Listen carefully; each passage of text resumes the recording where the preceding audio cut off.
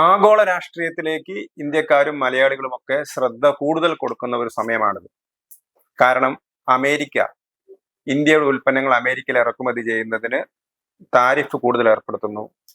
റഷ്യയിൽ നിന്ന് ഓയിൽ നമ്മൾ വാങ്ങുന്നതിനെ എതിർക്കുന്നു. അങ്ങനെ ഒരു ഇന്ത്യ വിരുദ്ധമായ നിലപാട് അമേരിക്ക എടുക്കുന്നു. ആ സമയത്ത് തന്നെ ഇന്ത്യ, റഷ്യ, ചൈന എന്നീ രാജ്യങ്ങൾ ഒരുമിക്കുന്നു എന്നുള്ള ഒരു സൂചന ഉണ്ടാകുന്നു. ഇത് അമേരിക്കക്ക് ബദലാണോ? ഇങ്ങനെയുള്ള ചർച്ചകൾ നടക്കുന്ന സമയത്താണ് ഏറ്റവും ഒടുവിൽ ഷാങ്ഹായ് കോപ്പറേഷൻ ഓർഗനൈസേഷന്റെ സമ്മിറ്റ് നടക്കുന്നത്. ആ സമ്മിറ്റിനകത്തും ഒരു ഇന്ത്യ, ചൈന, റഷ്യ സഖ്യം രൂപപ്പെട്ടു വരുന്നു എന്നുള്ളൊരു സ്ഥിതി വരുന്നുണ്ട്. കഴിഞ്ഞ 2 ദശകമായിട്ട് അമേരിക്കയായിട്ട് വളരെ നല്ല ബന്ധമുണ്ടായിരുന്ന ഇന്ത്യ ആ ബന്ധം വഷളാവുകയാണോ, ഇന്ത്യയും അമേരിക്കയും തമ്മിലുള്ള ബന്ധം വഷളാവുകയാണോ എന്നുള്ള കാര്യങ്ങളൊക്കെ ചർച്ച ചെയ്യപ്പെടുന്നു. ഈ സമയത്ത് അന്താരാഷ്ട്ര രംഗത്തെ, ആഗോള രാഷ്ട്രീയ രംഗത്തെ ഏറ്റവും ശ്രദ്ധേയമായ, ഏറ്റവും നൂതനമായ, ഏറ്റവും പുതിയ സംഭവ വികാസങ്ങൾ, പ്രത്യേകിച്ച് ഇന്ത്യയുടെ ഷാങ്ഹായ് സമ്മിറ്റിൽ ഇന്ത്യയുടെയുള്ള പങ്കാളിത്തം, ഇന്ത്യ, ചൈന, റഷ്യ ബന്ധം, അതോടൊപ്പം തന്നെ ഇന്ത്യയും അമേരിക്കയും തമ്മിലുള്ള ബന്ധം, ഈ വക കാര്യങ്ങളൊക്കെ ചർച്ച ചെയ്യാൻ നമ്മളോട് കൂടെ എത്തിയിരിക്കുന്നത് ഡോക്ടർ ജയപ്രസാദ്. അദ്ദേഹം അറിയപ്പെടുന്ന ഒരു വിദേശകാര്യ വിദഗ്ധനാണ്. നേരത്തെ കാസർഗോഡ് കേരള കേന്ദ്ര സർവകലാശാലയുടെ വൈസ് ചാൻസലർ ആയിരുന്നു ഡോക്ടർ ജയപ്രസാദ്. ഏറ്റവും ഒടുവിൽ ഇപ്പൊ ഇന്ത്യ, ചൈന ഒരു സഖ്യം രൂപപ്പെട്ടു വരുന്നു എന്നുള്ള ആ രീതിയിലാണ് വാർത്തകളൊക്കെ വരുന്നത്. അത് എത്രത്തോളം കാമ്പുള്ളതാണ്? പുതിയ ഒരു ലോകക്രമം രൂപപ്പെടുന്നു എന്നുള്ളൊരു ധാരണയാണ് പൊതുവെ മാധ്യമങ്ങളൊക്കെ ലൂടെ നമുക്ക് വായിച്ചറിയാൻ കഴിയുന്നത്. ഒരർത്ഥത്തിൽ അതിനകത്ത് കുറെ ഭാഗം ശരിയുമാണ്. എന്നാൽ നമ്മൾ വിചാരിക്കുന്നത് പോലെ ഒരു വലിയ ഒരു മാറ്റം അന്തർദേശീയ രാഷ്ട്രീയത്തിൽ ഉണ്ടാകണമെങ്കിൽ കുറച്ചുകൂടെ കാര്യങ്ങൾ മുന്നോട്ട് പോകേണ്ടതുണ്ട്. ഒരു ഉദാഹരണം നമ്മൾ പറയുകയാണെങ്കിൽ, 2ാം ലോക മഹായുദ്ധത്തിന്റെ സമാപനത്തിന് ശേഷം ലോകത്തുണ്ടായ ഒരു ലോകക്രമം എന്ന് പറയുന്നത് 2 ചേരികളായിട്ട്, നമ്മൾ കോൾഡ് വാർ എന്ന് പറഞ്ഞ ശീതസമര കാലഘട്ടത്തിൽ 2 ചേരികളായിട്ട്, ഒരു ഭാഗത്ത് അമേരിക്കയും മറ്റു ഭാഗത്ത് കമ്മ്യൂണിസ്റ്റ് സോവിയറ്റ് യൂണിയനുമായി നിന്ന ഒരു ലോകക്രമമായിരുന്നു.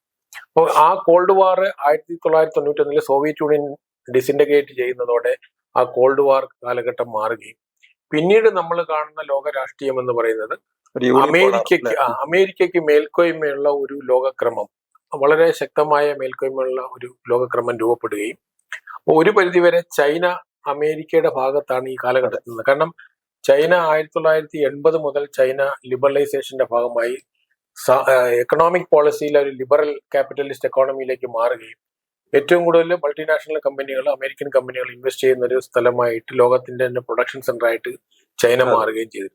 അപ്പം പൊതുവെ അമേരിക്കയ്ക്ക് ഒരു അൺക്വസ്റ്റ്യനബിൾ ആയിട്ടുള്ള ഒരു ലോകം, അതൊരു യൂണിപോളാർ വേൾഡ് ഓർഡർ എന്നുള്ള തരത്തിലേക്ക് പല വിദഗ്ധരും പറഞ്ഞിരുന്നു അമേരിക്കയ്ക്ക് ഡോമിനൻസ് ഉള്ള ഒരു സംഭവം. അപ്പൊ ഇതിന് ബദലായിട്ട് നമ്മൾ കാണുന്ന ഒരു കഴിഞ്ഞ 2 ദശകങ്ങളായിട്ട് മറ്റ് പല രാജ്യങ്ങളും, ഇപ്പം ലോകത്തിന്റെ മുഴുവൻ സമ്പത്തും സൈനിക ശേഷിയും ഒരു ഭാഗത്ത് മാത്രം കേന്ദ്രീകരിക്കുന്നതിന് ബദലായിട്ട് ഒരു മൾട്ടിപോളാർ വേൾഡ് ഓർഡർ വേണമെന്നുള്ളൊരു ധാരണ, അല്ലെങ്കിൽ ആ തരത്തിലുള്ള ആശയങ്ങൾ കഴിഞ്ഞ 2-3 പതിറ്റാണ്ടിനിടയിൽ ഡെവലപ്പ് ചെയ്യുന്നത് സമാന്തരമായിട്ട്.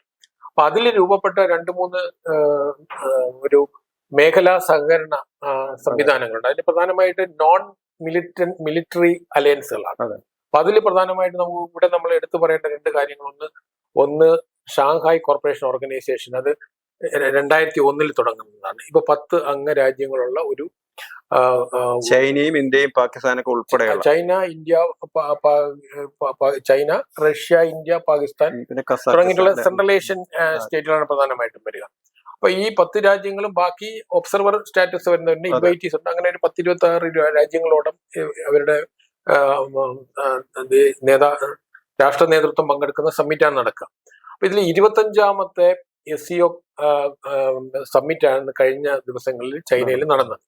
അപ്പൊ ഒരു പ്രത്യേകത നമ്മൾ കാണേണ്ടത്, ഇതുവരെ നടന്ന SCO സമ്മിറ്റിന് വിഭിന്നമായിട്ട് ലോകത്തിന്റെ മുഴുവൻ ശ്രദ്ധ എവിടത്തേക്ക് വന്നു, നമ്മുടെ രാജ്യത്തിലെ മുഴുവൻ പൗരന്മാരുടെ ശ്രദ്ധ ഇതിലേക്ക് വന്നു. അപ്പൊ അതിന് കാരണമായത് ട്രംപ് തുറന്നുവിട്ട ഒരു യുദ്ധമുണ്ട്. ട്രംപ് ഇന്ത്യയോട് മാത്രമല്ല ലോക രാജ്യങ്ങളോടൊക്കെ തന്നെ, അതിന്റെ 100ഓളം രാജ്യങ്ങളോട്, അമേരിക്കയുമായിട്ട് വളരെയധികം സാമ്പത്തികമായിട്ടും സൈനികമായിട്ടും സഖ്യമുള്ള രാജ്യങ്ങളോട് പോലും ഒരു തരത്തിലും നമുക്ക് ന്യായീകരിക്കാൻ കഴിയാത്ത ടാരിഫ് വർധനവുണ്ടാക്കി. ഒരു 90 രാജ്യങ്ങളോട് 90 ദിവസത്തിനുള്ളിൽ അതെ, അവർ കണ്ടീഷൻസ് യൂണിലാറ്ററൽ ആയിട്ടാണ്. അപ്പൊ നമ്മൾ സാധാരണ ഇന്റർനാഷണൽ ലെവലിൽ നമ്മൾ ട്രേഡ് എഗ്രിമെന്റ് അല്ലെങ്കിൽ ഒരു ഡിസ്കഷന്റെ അടിസ്ഥാനത്തിലാണ് രൂപപ്പെടുന്നത്. ഇതെല്ലാം തന്നെ യൂണിലാറ്ററൽ ആയിട്ട് ചെയ്യാണ്. ഒരേ സമയത്ത് തന്നെ ഇന്ത്യ അമേരിക്ക ട്രേഡ് അഗ്രിമെന്റിന് വേണ്ടിയുള്ള ഡിസ്കഷൻ ആദ്യം നടന്നുകൊണ്ടിരിക്കുകയാണ്. അതിനിടയിലാണ് ഇത് നമ്മൾ സൈമൾട്ടേനിയസ് ആയിട്ട് അമേരിക്കയോട് മാത്രമല്ല യൂറോപ്യൻ യൂണിയനോടും ബ്രിട്ടനോടും അമേരിക്കയോടും ഒക്കെ സൈമൾട്ടേനിയസ് ആയിട്ട് നമ്മൾ ഒരു ട്രേഡ് അഗ്രിമെന്റിന് വേണ്ടിയിട്ട് അതിൽ ബ്രിട്ടനുമായിട്ട് ഒപ്പുവെച്ച് കഴിഞ്ഞു. അപ്പൊ ഈ സാഹചര്യത്തിലാണ് യൂറോപ്യൻ യൂണിയനിൽ ചർച്ച നടക്കുന്നുണ്ട്. അമേരിക്ക ഇതിനകത്തൊരു സ്ലോ ഡൗൺ പ്രോസസ് നടന്നിരുന്നു. അപ്പൊ ഈ ട്രംപ് എന്ന് പറയുന്നത് നമുക്ക് രണ്ടാം ട്രംപ് വരുന്നത് പ്രവചിക്കാൻ കഴിയാത്ത ഒരു ഇന്റർനാഷണൽ പൊളിറ്റിക്സിൽ ഒരു തിയറിയിൽ അദ്ദേഹത്തെ ഉൾക്കൊള്ളിക്കാൻ കഴിയില്ല. അതാണ് ട്രംപിന്റെ പൊളിറ്റിക്സ് എന്നത്. അതിൽ അദ്ദേഹം തന്നെ ആദ്യം ചൈനയ്ക്കെതിരെ ഉയർന്ന ചുങ്കം പ്രഖ്യാപിക്കുന്നു. ഓരോ ദിവസവും പല റേഞ്ച് മാറി. പക്ഷെ അവസാനം 25-30% നിൽക്കുന്നു. അപ്പം നേരത്തെ തന്നെ ചൈനയ്ക്ക് ചുങ്കം ഉണ്ടായിരുന്നു. പക്ഷെ അല്ല, ഈ ചൈനയെ ഒരു ശത്രുതാ നിലപാടിൽ നേരത്തെ പരസ്യമായി പറയുന്നതിന് പകരം ഒരു കോൺഫ്ലിക്റ്റ് ഉണ്ടായിരുന്നിരിക്കും. ഒരു ട്രേഡ് തരത്തില് ചൈനയുമായിട്ട് കഴിഞ്ഞൊരു 10 വർഷമായി. ഇതിനിടയ്ക്ക് ഇതിൽ നിന്ന് കുറച്ച് വിഭിന്നമായിട്ട് നമ്മുടെ അസീം മുനീറുമായിട്ടുള്ള ഒരു ഡിസ്കഷൻ ഉണ്ടായിരുന്നു അമേരിക്ക. അന്ന് ചില സ്രോതസ്സുകളിൽ നിന്നുള്ള വാർത്ത എന്താന്ന് പറഞ്ഞാല് ചൈനയുമായിട്ടൊരു ധാരണ ഉണ്ടാക്കാൻ വേണ്ടിയിട്ടാണ് അസീം മുനീറിനെ, അതായത് പാകിസ്ഥാനെ അമേരിക്ക ഉപയോഗിക്കുന്നത് എന്നുള്ള രീതിയിലുള്ള ചില വാർത്തകൾ വന്നിരുന്നു. അതില് അത് ശരിയാകണമെന്നില്ല. കാരണം എനിക്ക് തോന്നുന്നില്ല. കാരണം പാകിസ്ഥാൻ എല്ലാ കാലഘട്ടത്തിലും അമേരിക്കയോടൊപ്പം നിന്ന രാജ്യമാണ്. ഇന്ത്യ ചൈന സംഘർഷങ്ങളിൽ എല്ലാ കാലഘട്ടത്തിലും അമേരിക്ക പാകിസ്ഥാനോടൊപ്പമായിരുന്നു.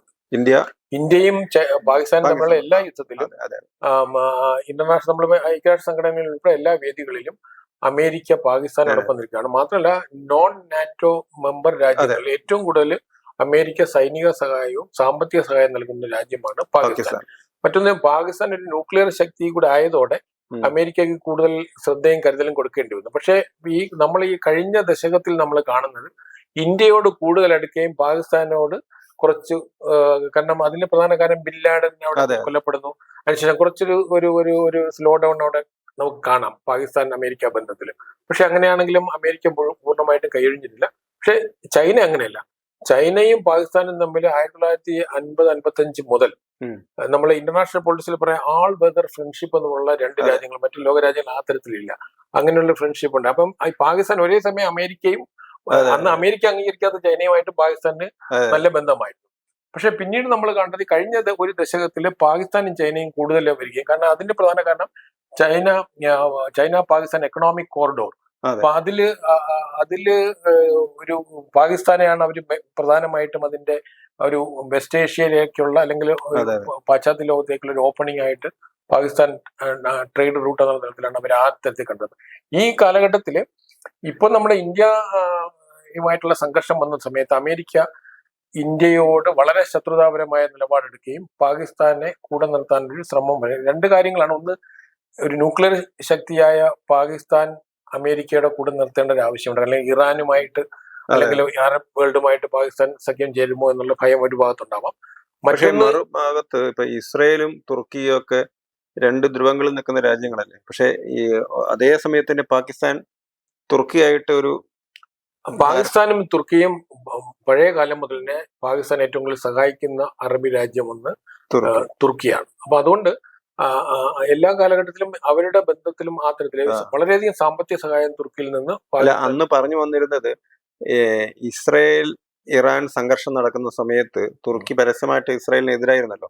അപ്പൊ അന്ന് വേണമെങ്കിൽ തുർക്കിയെ അറ്റാക്ക് ചെയ്യാൻ വേണ്ടിയിട്ടൊരു താവളമായിട്ട് പാകിസ്ഥാനെ കണ്ടു എന്നുള്ളൊരു ചർച്ചകൾ. ഇല്ല, തുർക്കിയെ അതിനുള്ള സാധ്യത കുറവാണ്. കാരണം തുർക്കിയെ അറ്റാക്ക് ചെയ്യുന്നതിന് പാകിസ്ഥാൻ ഒരു താവളമാക്കാൻ പറ്റില്ല ജോഗ്രഫിക്കലായിട്ട് നമ്മൾ നോക്കുമ്പോൾ. കാരണം പാകിസ്ഥാൻ നെയ്ബറിംഗ് കൺട്രിയും അല്ലല്ലോ. മാത്രമല്ല തുർക്കി ഒരു നാറ്റോ മെമ്പറാണ്. അതുകൊണ്ട് തന്നെ ഇസ്രയേലിന്റെ ഭാഗത്ത് നാറ്റോ മെമ്പർ ആക്രമിക്കാനുള്ള സാധ്യത ഒരിക്കലും ഉണ്ടാകില്ല. ഡയറക്റ്റ് ആയിട്ട് ഒരു ഫൈറ്റ് ചെയ്യാനുള്ള സാധ്യത വളരെ കുറവാണ്. അതുകൊണ്ട് ചില വാർത്തകളൊക്കെ അങ്ങനെ ഇസ്രയേലും പക്ഷേ പാകിസ്ഥാനും തമ്മിലുള്ള ഡിപ്ലോമാറ്റിക് റിലേഷൻ ഇല്ലല്ലോ. ഇസ്രയേലിനെ അംഗീകരിക്കാത്ത രാജ്യമാണ്. അതെ, അമേരിക്കക്ക് പക്ഷേ അല്ല, അതാണ് അമേരിക്കൻ പൊളിറ്റിക്സിന്റെ പ്രത്യേകത. അമേരിക്കയുടെ ജിയോ പൊളിറ്റിക്കൽ ഇൻട്രസ്റ്റ് ഉണ്ട്. എക്കണോമിക് ഇൻട്രസ്റ്റ് ഉണ്ട്. ട്രാൻസാക്ഷൻ ഡിപ്ലോമസി അപ്പൊ അത് പലതരത്തിൽ അവർ ഓരോ രാജ്യങ്ങൾ ഓരോ തരത്തിലായിരിക്കും കൈകാര്യം കാര്യങ്ങൾക്ക് വേണ്ടിയുള്ള. പക്ഷെ ഈ കഴിഞ്ഞ ഒരു ദശകത്തിൽ നമ്മൾ കണ്ടത് ഇന്ത്യയോട് കൂടുതൽ അടുക്കുകയും പാകിസ്ഥാനോട് കുറച്ചൊരു ഡിസ്റ്റൻസ് ഇടുന്നതായിട്ട് നമുക്ക് തോന്നുന്നു. പക്ഷെ കഴിഞ്ഞ ഒരു 2 ഓപ്പറേഷൻ ദശകമായിട്ട് സിന്ദൂർ വന്ന സമയത്ത് ട്രംപ് പൂർണ്ണമായിട്ട് പാകിസ്ഥാനെയാണ് സപ്പോർട്ട് ചെയ്തത്. പക്ഷെ തൊട്ട് ആദ്യത്തെ ട്രംപ് ഉണ്ടല്ലോ, അതുകൊണ്ട് ആദ്യത്തെ ട്രംപ് പരസ്യമായിട്ട് പാകിസ്ഥാനെ തള്ളിപ്പറഞ്ഞിരുന്ന ഒരു ട്രംപ് ആയിരുന്നു ആദ്യത്തെ വന്ന സമയത്ത്. അതെ കാരണം അന്ന് മറ്റേ ഈ അന്ന് അദ്ദേഹം സൂചിപ്പിച്ചത് ഒസാമ ബിൻ ലാഡന്റെ കൊലയാളികൾക്ക് ഒസാമ ബിൻ ലാഡൻ എല്ലാ സൗകര്യവും ചെയ്തു കൊടുത്തത് പാകിസ്ഥാനായിരുന്നല്ലോ. അപ്പൊ ഒരു ഭാഗത്ത് തീവ്രവാദത്തിനെതിരായിട്ട് സംസാരിക്കുക, അമേരിക്കയുടെ പണം മുഴുവൻ വാങ്ങുക, എന്നിട്ട് അമേരിക്കക്കെതിരായിട്ടുള്ള ഒരു ലൈനാണ് സ്വീകരിച്ചത് എന്ന് പരസ്യമായിട്ട് ഇസ്ലാമാബാദിനെ പാകിസ്ഥാനെ തള്ളിപ്പറയുന്ന രീതിയിലേക്ക് ട്രംപ് കഴിഞ്ഞ തവണ എത്തിയിരുന്നു, ആദ്യത്തെ തവണ വന്ന സമയത്ത്. അത് ഒബാമയുടെ കാലഘട്ടത്തിലും ഈ തരത്തിലുള്ള ഒരു പാകിസ്ഥാനോട് അത്ര വലിയ സൗഹൃദമില്ലാത്തൊരു സമീപനമാണ്. പക്ഷെ നമ്മൾ നയതന്ത്ര രംഗത്ത് നമ്മൾ നോക്കുമ്പോൾ അന്തർദേശീയ തലത്തിൽ പാകിസ്ഥാൻ ഒരിക്കലും അമേരിക്കക്ക് എതിരായി നിൽക്കാറില്ല. അതാണ് നമ്മൾ മാത്രമല്ല അറബ് വേൾഡിൽ തന്നെ അല്ലെങ്കിൽ ഇസ്ലാമിക രാജ്യം, ഇവർ അറബ് കൺട്രി അല്ലെങ്കിലും ഇസ്ലാമിക ലോകത്തിലെ ഒരു പ്രധാന അമേരിക്കയുടെ ഒരു രാജ്യമാണ്. അമേരിക്കയുടെ ആശ്രിതത്വം ഉള്ളൊരു രാജ്യമാണ്. ഉദാഹരണത്തിന് F-16 യുദ്ധവിമാനം കൊടുത്തിട്ടുള്ള നോൺ നാറ്റോ അംഗ രാജ്യങ്ങളിൽ ഒന്നാണ് പാകിസ്ഥാൻ. വെളിയിലുണ്ടാവുന്ന രാജ്യങ്ങൾക്ക് അമേരിക്ക അത് കൊടുത്തിട്ടുള്ളൂ. ആ തരത്തിൽ അമേരിക്കയും പാകിസ്ഥാനും തമ്മിലുള്ള എല്ലാ മേഖലയിലുമുള്ള ബന്ധം വളരെ വലുതാണ്. ഇന്ത്യ 2001 ശേഷം അമേരിക്കയിലെ ഭീകരാക്രമണത്തിന് ശേഷമാണ് ഇന്ത്യ അമേരിക്ക ബന്ധങ്ങളിൽ ശക്തമായ ഒരു അടുപ്പമുണ്ടാക്കി നമ്മളൊരു സ്ട്രാറ്റജിക് പാർട്ണർഷിപ്പിലേക്ക് ഡെവലപ്പ് ചെയ്യുകയും ഒരുപാട് മേഖല നമ്മളിപ്പോ ഈ ടാരിഫ് വാർ നടക്കുന്നുവെങ്കിലും നമ്മുടെ പീപ്പിൾ ടു പീപ്പിൾ റിലേഷൻസ് മറ്റു തരത്തിലുള്ള രാജ്യത്തിന്റെ ബന്ധങ്ങളെ വളരെയധികം സുദൃഢമായ ബന്ധം ഇന്ത്യയും അമേരിക്കയും തമ്മിലുണ്ട്. ഈ ട്രംപിന്റെ ഈ നയങ്ങളും അമേരിക്കയുടെ പൊതുജനാഭിപ്രായത്തിന് എതിരാണ്.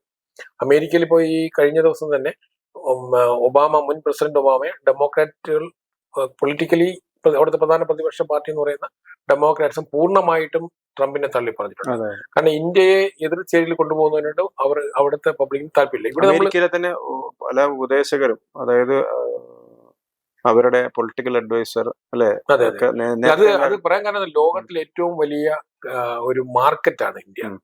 ഏറ്റവും ഉയർന്ന ഏറ്റവും വലിയ വികസനം നടക്കുന്ന ഏറ്റവും ഫാസ്റ്റ് ഗ്രോത്ത് ഉള്ള ഒരു രാജ്യമാണ്. അപ്പോൾ രണ്ടാമത് ഏറ്റവും വലിയ ജനാധിപത്യ രാജ്യമാണ്.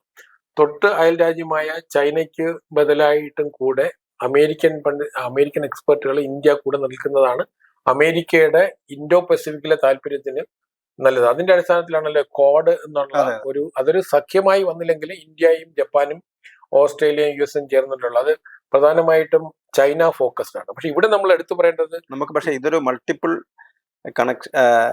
സഖ്യങ്ങളാണ് അല്ലെ. കാരണം എന്താന്ന് പറഞ്ഞാൽ ക്വാഡ് ചൈന ഇല്ലാത്തതാണ്, ബ്രിക്സ് ചൈനയും റഷ്യയും ഉള്ളൊരു ഇതാണ്. അതേ സമയത്ത് ഷാങ്ഹായ് കോപ്പറേഷൻ എന്ന് പറയുമ്പോൾ മറ്റേ രണ്ടുപേരും. ഇതിൽ നമ്മൾ എടുത്തു പറയേണ്ടത് ഈ SCOയും ബ്രിക്സും SCOയിലും ബ്രിക്സിലെയും ഇന്ത്യയും റഷ്യയും ചൈനയും മൂന്ന് രാജ്യങ്ങൾ എന്ന് പറഞ്ഞാൽ ലോക ജനസംഖ്യയുടെ ഏതാണ്ട് 2/6 വരുന്ന ജനസംഖ്യ. അത് കഴിഞ്ഞ ദിവസം ഇന്ത്യ ചൈന സൗഹൃദത്തെ സമയത്ത് മോദിയാണോ ചൈനീസ് പ്രസിഡന്റ് ആണോ പറഞ്ഞതെന്നറിയില്ല. അതായത് 240 കോടി ജനങ്ങളെ പ്രതിനിധീകരിക്കുന്ന, അത് റഷ്യയും കൂടെ വരുമ്പോ ഏതാണ്ട് 300 കോടി ജനങ്ങളാവും. 300 കോടി ജനങ്ങളാണ് ഈ 3 രാജ്യങ്ങൾ. അപ്പം ബ്രിക്സിന്റെയും SCOയിലെയും പ്രധാന അംഗരാജ്യങ്ങൾ ഇവരാണ്. ഇത് രണ്ടിന്റെയും ഒരു പ്രത്യേകത, ഇത് രണ്ടും നോൺ യൂറോപ്യൻ, നോൺ അമേരിക്കൻ, അല്ലെങ്കിൽ നമുക്ക് ആന്റി അമേരിക്കൻ എന്നോ ആന്റി യൂറോപ്യൻ എന്ന് പറയാം. ഈ റഷ്യ നമ്മൾ യൂറോപ്പുമാണ്, ഏഷ്യയാണ്, യുറേഷ്യ എന്നുള്ള തരത്തിലാണ് കണക്കാക്കുക. അപ്പൊ ആ തരത്തിൽ വരുമ്പോ ഈ രണ്ട് സംഘടനകളും അമേരിക്ക വളരെ ഭയത്തോടെയാണ് കാണുന്നത്. ഈ രണ്ട് സംഘടനകളും പൊളിറ്റിക്കൽ അല്ല, ഇതൊരു ബേസിക്കലി ഒരു എക്കണോമിക് ട്രേഡ് അതുപോലെ ഡെവലപ്മെന്റ് ഓറിയന്റഡ് ആയിട്ടുള്ള non American, anti American, international, regional, നമ്മുടെ മേഖലാ സഹകരണം ഉൾപ്പെടെയുള്ള കാര്യങ്ങളാണ് ഇതിനകത്ത് വരിക. അപ്പൊ അത് ഇപ്പൊ എക്സ്പാൻഡ് ചെയ്തിട്ടുണ്ട്. രണ്ടും ബ്രിക്സിലാണെങ്കിലും എക്സ്പാൻഡ് ചെയ്തു, SCOയിലും എക്സ്പാൻഡ് ചെയ്തിട്ടുണ്ട്. പക്ഷെ ഇതിൽ നമ്മൾ എടുത്തു പറയേണ്ട ഒരു കാര്യം, ലോകത്തിലെ മൊത്തം സമ്പദ് ശക്തിയുടെ 1/3 ഈ SCO രാജ്യങ്ങളാണ് ഷെയർ ചെയ്യുന്നത്. ബ്രിക്സ് വരുമ്പോഴും അത് തന്നെയാണ്. ലോക സമ്പദ് ശക്തിയുടെ 1/3 45% ജനസംഖ്യ ലോകത്തിന്റെ, അതായത് 300 കോടി 3 രാജ്യങ്ങളാണ് നമ്മൾ 300 കോടി പറയുന്നത്. അല്ല, മൊത്തം വരുമ്പോഴത്തേക്കും ഏതാണ്ട് ലോക ജനസംഖ്യയുടെ 45% ഈ ഈ മൂന്ന് SCO അംഗ രാജ്യങ്ങൾ പങ്കെടുക്കുന്നുണ്ട്. അതുപോലെ തന്നെയാണ് ഈ ലോക കമ്പോളത്തിന്റെ തലത്തിലാണെങ്കിൽ പ്രൊഡക്ഷന്റെ കാര്യത്തിൽ ഇന്ത്യയും ചൈനയും. അപ്പൊ ആ തരത്തില് പക്ഷെ പ്രൊഡക്ഷന്റെ കാര്യത്തിൽ യൂറോപ്യൻ രാജ്യങ്ങളല്ലേ മുമ്പിൽ അല്ല, മുന്നിലല്ല. ഇപ്പൊ നമ്മൾ ലോകത്തിൽ ഏറ്റവും കൂടുതൽ പ്രൊഡക്ഷൻ നടക്കുന്നത് ചൈനയാണ്. ചൈന ഇപ്പൊ നമ്മളിവിടെ എടുത്തു പറയേണ്ട ഒരു കാര്യം, ഏഷ്യ എന്ന് പറയുന്നത് ഇപ്പൊ ലോകത്തിലെ ഒന്നാമത്തെ സമ്പദ്ശക്തി അമേരിക്ക ആണെങ്കിലും രണ്ടാമത്തത് ചൈനയും ഇപ്പം നാലാമത് ഇന്ത്യയും അതുപോലെ നേരത്തെ മൂന്നാമതായിരുന്ന ജപ്പാൻ, ഇപ്പൊ അഞ്ചാമതോ നാലാമതാണ് ജപ്പാൻ. ഈ രാജ്യങ്ങളെല്ലാം ഏഷ്യയിലാണ്. ഇന്ത്യ നാലാമത്തെയും മൂന്നാമത്തെയും അല്ലെങ്കിൽ രണ്ടാമത്തെയും ഒക്കെ സമ്പദ്ശക്തി എന്ന് പറയുന്നത് ഈ മേഖലയിലാണ്. അപ്പൊ അമേരിക്കയുടെ ഇപ്പോഴത്തെ നയങ്ങള് ഈ ഏഷ്യൻ രാജ്യങ്ങൾ, ജപ്പാൻ ഉൾപ്പെടെയുള്ള രാജ്യങ്ങളോട് ഒരു ഹോസ്റ്റൈൽ ആയിട്ടുള്ള ട്രേഡ് ലെവലിൽ, അത് മാത്രമല്ല അദ്ദേഹത്തിന്റെ നയതന്ത്ര രംഗത്ത് അദ്ദേഹം ഉപയോഗിക്കുന്ന ഭാഷയും നമുക്ക് രാജ്യാന്തര ബന്ധങ്ങൾ സാധാരണ ആരും ഒരു രാഷ്ട്രതലവന്മാര് ഉപയോഗിക്കുന്നതല്ല. ഇപ്പൊ തന്നെ ട്രംപ് പറഞ്ഞത് ഇന്ത്യൻ എക്കോണമി ഡെഡായി എന്നാണ് പറഞ്ഞത്. അപ്പൊ ഏറ്റവും വൈബ്രന്റ് ആയിട്ടുള്ള ഏറ്റവും ഇപ്പം കോവിഡാനന്തര ഹയസ്റ്റ് ഗ്രോത്ത്, അതായത് കഴിഞ്ഞ 6 വർഷത്തെ കോവിഡ് കഴിഞ്ഞപ്പോൾ ലോകം മുഴുവനും ഗ്രോത്ത് 1% മൈനസിലേക്ക് പോകുന്ന സമയത്ത് ഇന്ത്യയാണ് മിനിമം 5 to 7-8%. ചില ക്വാർട്ടറിലൊക്കെ നമ്മുടെ ഗ്രോത്ത് റേറ്റ് വളരെ കൂടുതലായിരിക്കും. ആ തരത്തിൽ ഉയർന്നു വരുന്നൊരു കമ്പോളേഴ്സ്, മാൻ പവറിന്റെ കാര്യത്തിൽ, സർവീസ് സെക്ടറിൽ നമ്മുടെ സേവനങ്ങൾ. അപ്പം ലോകത്തിന് അവഗണിക്കാൻ കഴിയാത്തൊരു മഹാരാജ്യമാണ് ഇന്ത്യ. ഒരു സിവിലൈസേഷണൽ എന്റിറ്റിയാണ്. അതിനെ ശത്രുപക്ഷത്ത് നിർത്തുന്നത് അമേരിക്കയുടെ താല്പര്യത്തിന് ഗുണം ചെയ്യില്ല. പക്ഷെ ഇവിടെ നമ്മൾ എടുത്തു പറയേണ്ടത് ഇന്റർനാഷണൽ പൊളിറ്റിക്സിനൊപ്പം തന്നെ ഇന്റേണൽ പൊളിറ്റിക്സിലും ഇതേ ഭാഷയാണ് ട്രംപ് ഉപയോഗിക്കുന്നത്. ട്രംപ് ഇന്ത്യയിലേക്ക് ഒരു അംബാസഡറെ പറഞ്ഞു വിടുന്ന സമയത്ത് അയാൾ എന്റെ സ്വന്തക്കാരനാണ്, 2 വർഷമായിട്ട് ഞാൻ നല്ല അടുപ്പമാണ്, അങ്ങനെ ഒരിക്കലും ഒരു സ്വന്തം രാജ്യത്തിന്റെ അംബാസഡറെ കുറിച്ച് ഞങ്ങളൊക്കെ പൊളിറ്റിക്കൽ സയൻസ് വിദ്യാർത്ഥികൾ ഇന്റർനാഷണൽ പൊളിറ്റിക്സ് പഠിക്കുമ്പോൾ നമ്മളൊക്കെ ഒരു അമേരിക്കൻ ഡിപ്ലോമാറ്റ്സ് അല്ലെങ്കിൽ അമേരിക്കയിലെ വാക്കുകൾ അന്ന് സാധാരണ രാജ്യാന്തര എഴുതി തയ്യാറാക്കി മാത്രമേ വായിക്കാറുള്ളൂ. അതെ, ഇങ്ങനെ ലൂസ് ടോക്ക് നടത്തില്ല. ആദ്യമായിട്ടാണ് ഞാനൊരു രാഷ്ട്രത്തലവനെ ലൂസ് ടോക്കിൽ കാണുന്നത് ഈ അമേരിക്കൻ പ്രസിഡന്റ് ട്രംപ് വന്നതിന്. ഔട്ട്റൈറ്റ് ആയിട്ട് പലതും അദ്ദേഹത്തെ നിഷേധിക്കേണ്ടി വന്നു. ഇപ്പം ഉദാഹരണത്തിന് അദ്ദേഹത്തിനോട് ചോദിച്ചു, റഷ്യയിൽ നിന്ന് എണ്ണ വാങ്ങുന്നതിന് വേണ്ടി ആണോ നിങ്ങൾ ഇന്ത്യ എതിർക്കുന്നത്, അപ്പൊ നിങ്ങൾ തന്നെ റഷ്യയിൽ നിന്ന് സാധനങ്ങൾ വാങ്ങുന്നില്ലേ എന്ന് ചോദിച്ച സമയത്ത് അതെനിക്കറിയില്ല, ഒരു രാജ്യത്തിന്റെ അത് നമ്മുടെ വിദേശകാര്യ വകുപ്പ് റഷ്യയുമായിട്ടുള്ള ട്രേഡ് യൂറോപ്യൻ യൂണിയൻ രാജ്യങ്ങളും ബ്രിട്ടൻ ഉൾപ്പെടെ രാജ്യങ്ങളും പ്ലസ് യൂറോപ്യൻ യൂണിയനിലല്ലല്ലോ ബ്രിട്ടൻ, അതുപോലെ തന്നെ അമേരിക്ക ഉൾപ്പെടെ രാജ്യങ്ങൾ. ഇതിൽ നമ്മളിപ്പോ ഓയിൽ എന്ന് പറഞ്ഞാൽ ഓയിൽ മാത്രമല്ല, അതുപോലെ രാസവളം. അപ്പൊ അമേരിക്ക വളരെയധികം കാർഷിക മേഖല വളരെ മുന്നിൽ നിൽക്കുന്ന രാജ്യം. അമേരിക്കയുടെ പ്രാഥമികമായ ഇൻട്രസ്റ്റ് എന്ന് പറഞ്ഞാൽ ഇന്ത്യയിൽ കഴിഞ്ഞ 20 വർഷമായിട്ട് അമേരിക്ക പ്രഷറൈസ് ചെയ്യുന്നത് ഇന്ത്യയുടെ അഗ്രികൾച്ചർ സെക്ടർ തുറന്നു കൊടുക്കാനാണ്. ഇതാണ് ഞാൻ നേരത്തെ പറഞ്ഞത്. അതായത് ഇന്ത്യക്ക് താരിഫ് ഉയർത്തുന്നതിന് മുമ്പ് ഇന്ത്യ അമേരിക്ക ട്രേഡ് ചർച്ചകൾ ആദ്യം വാഷിങ്ടണിലും പിന്നീട് ഇന്ത്യയിലും വാഷിങ്ടൺ നടന്നു, ഇന്ത്യയിൽ നടന്നില്ല എന്നാ തോന്നുന്നു. അപ്പം അങ്ങനെ ഒരു ഡിസ്കഷനകത്ത് ഉണ്ടായിരുന്ന തർക്കമാണ്, അവിടെയാണ് അഗ്രികൾച്ചർ സെക്ടർ, മിൽക്ക്, അതേപോലെ തന്നെ ഫിഷറീസ്, ഈ മേഖലയെ കുറിച്ചുണ്ടായിരുന്ന പ്രധാനമായിട്ടും അഗ്രികൾച്ചർ തന്നെ അമേരിക്കയ്ക്ക് വളരെയധികം സർപ്ലസ് ആയിട്ടുള്ള പ്രൊഡക്ഷൻ ഉള്ള ഒരു രാജ്യമാണ് അഗ്രികൾച്ചർ. അതില് ഇന്ത്യ പോലുള്ള ഒരു മാർക്കറ്റ് കിട്ടിക്കഴിഞ്ഞാൽ, അതാണ് നമുക്കറിയാം ഇന്ത്യയിലെ മധ്യവർഗം വളരെ സമ്പന്നര് വർഗം വളരെ. അപ്പൊ നമ്മൾ സ്വാഭാവികമായിട്ട് നമ്മുടെ ആൾക്കാര് പിന്നെ അമേരിക്കൻ വെജിറ്റബിൾസ് കഴിക്കുന്ന ഒരു സാഹചര്യം വരും. അതോടൊപ്പം തന്നെ ഡയറി സെക്ടർ അമേരിക്കയിൽ വളരെയധികം മോഡേൺ ടെക്നോളജി ഉപയോഗിച്ചിട്ട് ഇന്ന് ലോകത്തിലെ ഏറ്റവും വലിയ ഡയറി ഉത്പാദിപ്പിക്കുന്ന രാജ്യം ഇന്ത്യയാണ്, ഒന്നാം സ്ഥാനം നിൽക്കുന്ന രാജ്യം. അപ്പൊ ഇത് രണ്ടും നമ്മുടെ രാജ്യത്തിന് തുറന്നു കൊടുക്കാൻ കഴിയും. നമ്മൾ ഇനി എത്രയൊക്കെ അതായിരുന്നു പ്രധാന അത് തന്നെയാണ് അമേരിക്കയുടെ പ്രധാന താല്പര്യം. മറ്റൊന്ന്, അമേരിക്ക നമ്മളെ അണ്ടർ എസ്റ്റിമേറ്റ് ചെയ്യും. അല്ല, പക്ഷെ അത് ഇന്ത്യയിലെ ഭരിക്കുന്ന പാർട്ടിക്ക്, പ്രത്യേകിച്ച് BJPക്കോ അല്ലെങ്കിൽ അത് സംബന്ധിച്ച ആളുകൾക്കോ, കാരണം BJPയെ ഇപ്പം നാഷണൽ പൊളിറ്റിക്സിൽ അത്ര റെലവൻസ് ഇല്ലെങ്കിലും കേരള പൊളിറ്റിക്സ് നോക്കുമ്പം ലെഫ്റ്റ് ഒക്കെ BJP ഒരു പ്രോ അമേരിക്കൻ എന്ന് പറയും, അല്ലെങ്കിൽ ഞങ്ങളൊരു അമേരിക്കൻ വിരുദ്ധരാണെന്ന് അവകാശപ്പെടുകയും ചെയ്യുന്ന സമയത്ത് ഈ അമേരിക്കയോട് ഇന്ത്യൻ കർഷകരുടെ താല്പര്യത്തിന് വേണ്ടി നിലകൊണ്ടത് കൊണ്ടാണ് അമേരിക്ക ഞങ്ങൾക്കെതിരെ എന്നുള്ള ഒരു നെറേറ്റീവ് സൃഷ്ടിക്കാൻ, അല്ലെങ്കിൽ അതാണ് കാര്യം എന്ന് പറയാൻ BJPയുടെ നേതൃത്വത്തിന് വേണ്ടത്ര കഴിഞ്ഞിട്ടുണ്ടോ സത്യത്തിൽ? അതായത് ഇപ്പൊ അമേരിക്കയുടെ വിദേശ നയം പൊതുവെ ഇന്ത്യൻ, ഞാനൊരു പൊളിറ്റിക്കൽ സയൻസ് വിദ്യാർത്ഥി എന്ന് പറഞ്ഞിട്ടില്ല, പലപ്പോഴും ശ്രദ്ധിച്ചിട്ടുള്ളത് ലോകത്തിലെ എല്ലാ ജനാധിപത്യ രാജ്യങ്ങളിലും, എന്തിന് പാകിസ്ഥാൻ ഉൾപ്പെടെ രാജ്യങ്ങളില് ഇലക്ഷനിലെ പ്രധാന തീം എന്ന് പറയുന്നത് ഇന്റർനാഷണൽ പൊളിറ്റിക്സ് ആയിരുന്നു.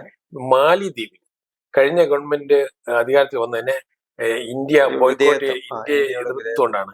ബംഗ്ലാദേശ് നാഷണൽ പാർട്ടി ഇലക്ഷൻ നേരിട്ടത് ആന്റി ഇന്ത്യ സ്ലോഗൻ വെച്ചിട്ടാണ്, ബോയ്ക്കോട്ട് ഇന്ത്യ എന്നുള്ളത്.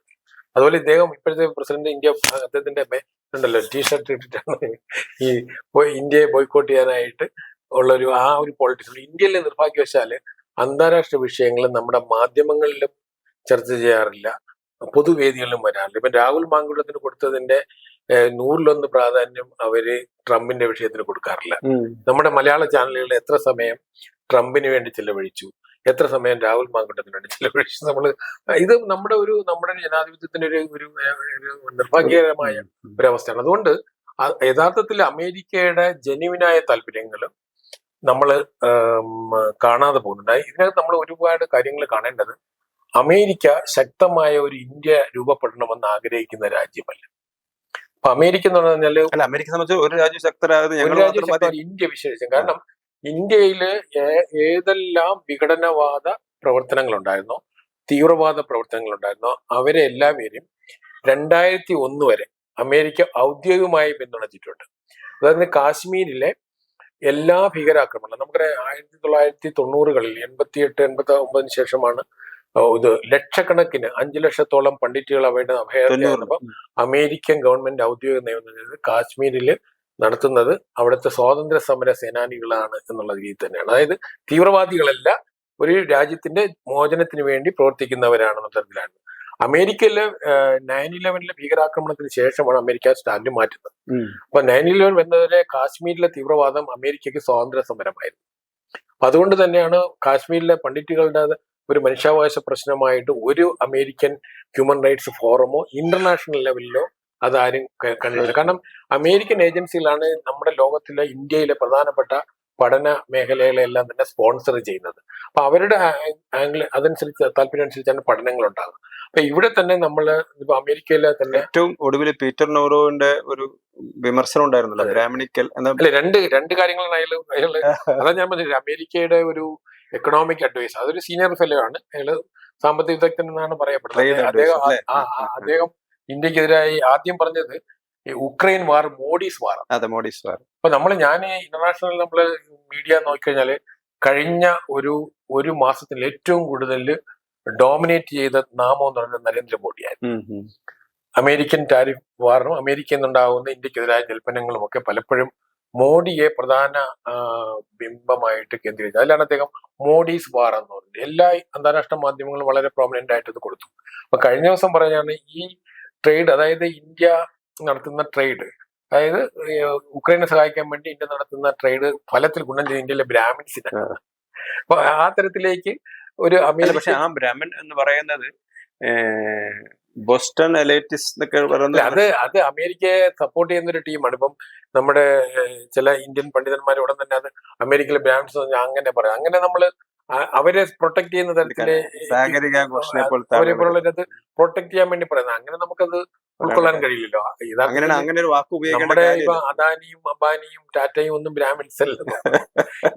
അതൊരു മറ്റൊന്ന് നമ്മുടെ ജനാധിപത്യത്തിനെതിരായിട്ട് ഇപ്പൊ നമുക്കതൊരു വേറൊരു ദിവസം വിശാലമായിട്ട് ചർച്ച ചെയ്യേണ്ടതാണ്.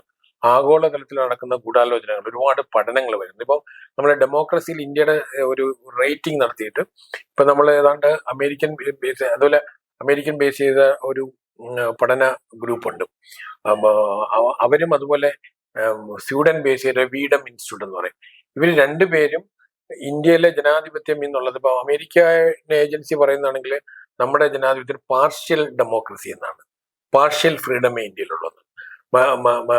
മറ്റൊരു പറയുന്ന ഈ വീഡം ഇൻസ്റ്റിറ്റ്യൂട്ടിന്റെ കണ്ടെത്തൽ എന്ന് പറയുന്നത് ഇന്ത്യയിലുള്ളത് എലക്റ്റഡ് ഓട്ടോക്രസിയാണ്, അതായത് സ്വേച്ഛാധിപത്യമാണ്, അത് എലക്റ്റഡ് ആണ് എന്നുള്ള തരത്തിൽ ഇന്ത്യയെ, അതായത് നമ്മൾ റഷ്യയിലുള്ളത് പോലെ ഒരു സംവിധാനത്തിലേക്ക് കൊണ്ടുവരണം. ഈ തരത്തിൽ നമ്മുടെ അക്കാഡമിക രംഗത്ത് നമ്മുടെ രാജ്യത്തിന്റെ വിഭാഗീയതയ്ക്ക് ആവശ്യമായ തിയറിറ്റിക്കൽ നോളജ് കൊടുക്കുന്ന, അത് വിഭാഗീയ പ്രസ്ഥാനങ്ങൾക്ക്, നോർത്ത് ഈസ്റ്റിലെ വിഭാഗീയ പ്രസ്ഥാനങ്ങൾക്ക് ഇവർക്കെല്ലാം കൊടുക്കുന്ന അമേരിക്കൻ ഡീപ് സ്റ്റേറ്റിലൂടെയാണ്. അപ്പൊ അമേരിക്കൻ ഡീപ് സ്റ്റേറ്റ് എന്ന് പറയുന്നത് അമേരിക്കൻ ഗവൺമെന്റ് തന്നെ സ്പോൺസർ ചെയ്യുന്ന ഗവൺമെന്റ് ഏജൻസികളാണ്. അവർ അതാത് രാജ്യങ്ങളെ സാമൂഹ്യ രാഷ്ട്രീയ വിഷയങ്ങളെ, സാമ്പത്തിക വിഷയങ്ങളെ അൺട്രസ്റ്റ് എന്തെങ്കിലും ഉണ്ടെങ്കിൽ അതിന് ആക്കം കൂട്ടുന്ന തരത്തിലേക്ക്, ഗവൺമെന്റുകളെ അട്ടിമറിക്കുന്ന തരത്തിലേക്ക് കൊണ്ടുപോകുന്നതാണ്. അപ്പൊ ഡീപ് സ്റ്റേറ്റിന്റെ പരസ്യമായ അവർ ഇടപെടലാണ് ബംഗ്ലാദേശിൽ ഷെയ്ഖ് ഹസീന ഗവൺമെന്റിനെ അവർ അട്ടിമറിച്ചത്. അമേരിക്കൻ ഡെമോക്രാറ്റ്സ് ഗവൺമെന്റ് പരസ്യമായി പിന്തുണ കൊടുത്തിരുന്നു. അതിന് സമാന്തരമായിട്ട് ജോർജ് സൊറോസ് ഉണ്ട്. അവര് ഇതുപോലെ ഈ തരത്തില് സമാന്തരമായി അവരും ഫണ്ടിങ് ചെയ്യുന്നതാണ്. പക്ഷെ ജോർജ് സൊറോസും ട്രംപും തമ്മിൽ അത്ര നല്ല അത് ബന്ധം വ്യക്തിപരമായിട്ടാണ്. പക്ഷെ അന്താരാഷ്ട്ര വിഷയങ്ങളിൽ അത് ഇവർക്ക് സപ്പോർട്ട് കൊടുക്കുക. അവർ ഉദാഹരണത്തിന് ജാതി ഇപ്പം സവർണ അവർണ സംഘർഷം നടക്കുന്നു, ആര്യൻ ദ്രാവിഡ സംഘർഷം നല്ല ഒരു ചർച്ച നടക്കുന്നു. അതിലവര് ഇതിനാവശ്യമായ ഇൻഗ്രീഡിയൻസ് കൊടുക്കുന്നതിന് വേണ്ടിയുള്ള പഠനങ്ങൾ, അത്തരം ഇതിന് വേണ്ടിയിട്ടുള്ള സപ്പോർട്ട് കൊടുക്കും. അപ്പൊ മനുഷ്യാവകാശ ലംഘനങ്ങൾ. അപ്പൊ നമ്മുടെ ഉദാഹരണത്തിന് പ്രസ് ഫ്രീഡം ഇൻഡെക്സിൽ ഇന്ത്യയുടെ സ്ഥാനം എവിടെയാണ്? നമ്മൾ അഫ്ഗാനിസ്ഥാൻ ഏതാണ്ട് അടുത്തടുത്താണ് നിൽക്കുന്നത്. അതായത് ഒരു ദിവസം 10,000-കണക്കിനാണ് ട്വിറ്ററിൽ മാത്രം പ്രധാനമന്ത്രിയെ അധിക്ഷേപിച്ചുകൊണ്ടിരുന്ന രാജ്യത്ത് പറയുന്നത് ഇവിടെ പ്രസ് ഫ്രീഡം ഇല്ല.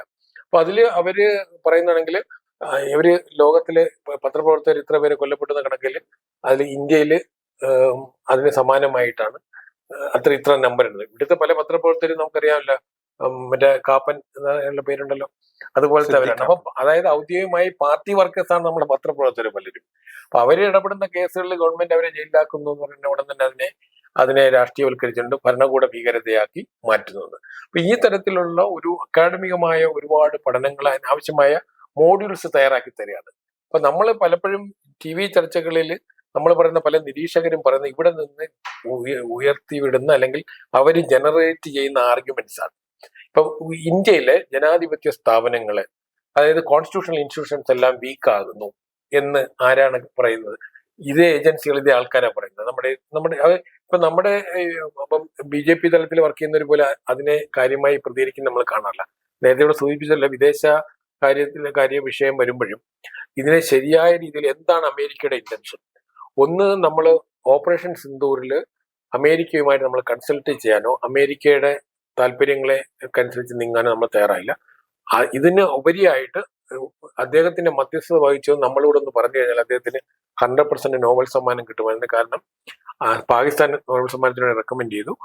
മാത്രം 2 ന്യൂക്ലിയർ രാജ്യങ്ങളാണ്. ആ കോൺഫ്ലിക്റ്റ് ഒഴിവാക്കിയതുകൊണ്ട് വലിയ കോൺട്രിബ്യൂഷൻ ആയിട്ട് വരുമായിരുന്നു. ഇന്ത്യ പരസ്യമായിട്ട് ഇന്ത്യൻ പ്രധാനമന്ത്രി പാർലമെന്റിൽ തന്നെ ഒരു ബാഹ്യശക്തിയും ഇടപെടില്ല എന്ന് പറഞ്ഞിനി സംശയമേ ഇല്ല. ഓരോ തവണ പറയുന്ന സമയത്തും 20 തവണ 40 തവണയാണ് ട്രംപ് ക്ലെയിം ചെയ്തത്.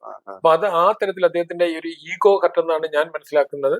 അദ്ദേഹത്തിന് വ്യക്തിപരമായിട്ടും അദ്ദേഹത്തിനുണ്ടായ, അത് തന്നെയാണ് അമേരിക്കയുടെ നേരത്തെ ഉണ്ടായിരുന്ന അഡ്വൈസറും പറഞ്ഞിരുന്നത് തന്നെയാണ്. അതായത് ഒരുപക്ഷെ ഈ ഒരു വിശദീകരണത്തിലേക്കാണ്, അതായത് ട്രംപിനെ ഹെർട്ട് ചെയ്തു എന്നുള്ളതായിരിക്കാം അദ്ദേഹത്തിന്. കാരണം നമുക്ക് അതിനകത്തൊരു, അതാണ് ഞാൻ പറഞ്ഞത്, ഈ ട്രംപിന്റെ പൊളിറ്റിക്സിനെ നമുക്ക് അല്ലെങ്കിൽ പോളിസീസിനെ നമുക്കൊരു തിയററ്റിക്കൽ ഫ്രെയിമിൽ കൊണ്ടുവരാൻ പറ്റില്ല, നാഷണൽ ഇൻട്രസ്റ്റിന്റെ തലത്തിലും കൊണ്ടുവരാൻ പറ്റില്ല. കാരണം അമേരിക്കയ്ക്ക് ചൈന എന്ന് പറയുന്നത് ഒരിക്കലും അമേരിക്കയ്ക്ക് ഒരു സൗഹൃദ രാജ്യമായിരിക്കില്ല. കാരണം അമേരിക്കയെ സാമ്പത്തികമായിട്ടും സൈനികമായിട്ടും ഒരു പരിധിവരെ ഇന്റർനാഷണൽ റിലേഷൻസ് നോക്കിക്കഴിഞ്ഞാൽ പൊളിറ്റിക്കലായിട്ടും നേരിടാൻ കെൽപ്പുള്ള രാജ്യം ചൈനയാണ്. അപ്പോൾ അമേരിക്കയുടെ സമ്പദ് ശക്തിയിലേക്ക് ഒരു 10-15 വർഷം കഴിയുമ്പോഴത്തേക്കും ഇന്നത്തെ അമേരിക്കയുടെ ലെവലിലേക്ക് ചൈന ഉയരും. കാരണം ചൈനയുടെ ഇന്നത്തെ വളർച്ചാ നിരക്ക് നമ്മൾ നോക്കിക്കഴിഞ്ഞാൽ മനസ്സിലാവും. കേപ്പബിലിറ്റി, അവരുടെ ഇൻഫ്രാസ്ട്രക്ചർ ഡെവലപ്മെന്റ്, ലോക സമൂഹത്തിൽ അവരുടെ റോള്, ലോകത്തിൽ തന്നെ ഏറ്റവും കൂടുതൽ പ്രൊഡക്ഷൻ നടക്കുന്ന ഒരു രാജ്യം, എല്ലാ തരത്തിലും എല്ലാ മേഖലയിലും അവർക്ക് ആ തരത്തിലുള്ള വികസനമുണ്ട്. ജനാധിപത്യ രാഷ്ട്രീയ ക്രമം ഇല്ലെന്നേ ഉള്ളൂ, ബാക്കി കാര്യങ്ങളിലൊക്കെ അവർ മുന്നിലാണ്. അപ്പോൾ ഇന്ത്യ പോലെയല്ല, ഇന്ത്യ നമ്മൾ ആ ലെവലിലായിട്ടില്ല. നമ്മളൊരു ജനാധിപത്യ സമൂഹമാണ്. നമ്മുടെ ഒരു എൻ്റർലി ഡിഫറെന്റ് ആയിട്ടുള്ള ഒരു സാംസ്കാരിക പശ്ചാത്തലത്തിൽ നിന്നാണ് നമ്മുടെ രാഷ്ട്രീയ സാമൂഹ്യ മണ്ഡലങ്ങളും സാമ്പത്തിക മേഖലയും വളരുന്നത്. അപ്പം നമ്മളെ സംബന്ധിച്ചിടത്തോളം നമ്മൾ അമേരിക്കയോടൊപ്പം നിൽക്കുന്നത് അമേരിക്ക സ്ട്രെങ്താണ്. അപ്പൊ ചൈന പോലെയല്ല നമ്മൾ. അപ്പൊ ഇവിടെ അമേരിക്കയുടെ ദേശീയ താല്പര്യമല്ല ട്രംപിനുള്ള. അങ്ങനെയാണെങ്കിൽ ഇത്തരം ഒരു സംഭവം ഉണ്ടാകില്ലായിരുന്നു. കാരണം ഇവിടെ കോൺട്രഡിക്ഷൻ എന്ന് പറയുന്നത്, ഇപ്പം നമ്മളൊരു അമേരിക്കയോടുള്ളൊരു മത്സരത്തിന്റെ പേരിൽ ഒരു ചൈന, ഇന്ത്യ, റഷ്യ എന്നൊരു സഖ്യം എന്ന് പറയുന്നതിനകത്ത് ഇന്റേണൽ ആയിട്ട് ഒരുപാട് കോൺട്രഡിക്ഷൻസ് ഇല്ലേ സത്യത്തിൽ? അല്ല, നമ്മൾ അങ്ങനെ കാണണം. കോൺട്രഡിക്ഷൻ എന്ന് പറയാൻ പറ്റില്ല. കാരണം ഇന്ത്യയും റഷ്യയും തമ്മിലുള്ള സൈനിക ബന്ധം കഴിഞ്ഞ 60 വർഷമായി അതിശക്തമായ ബന്ധമുണ്ട്.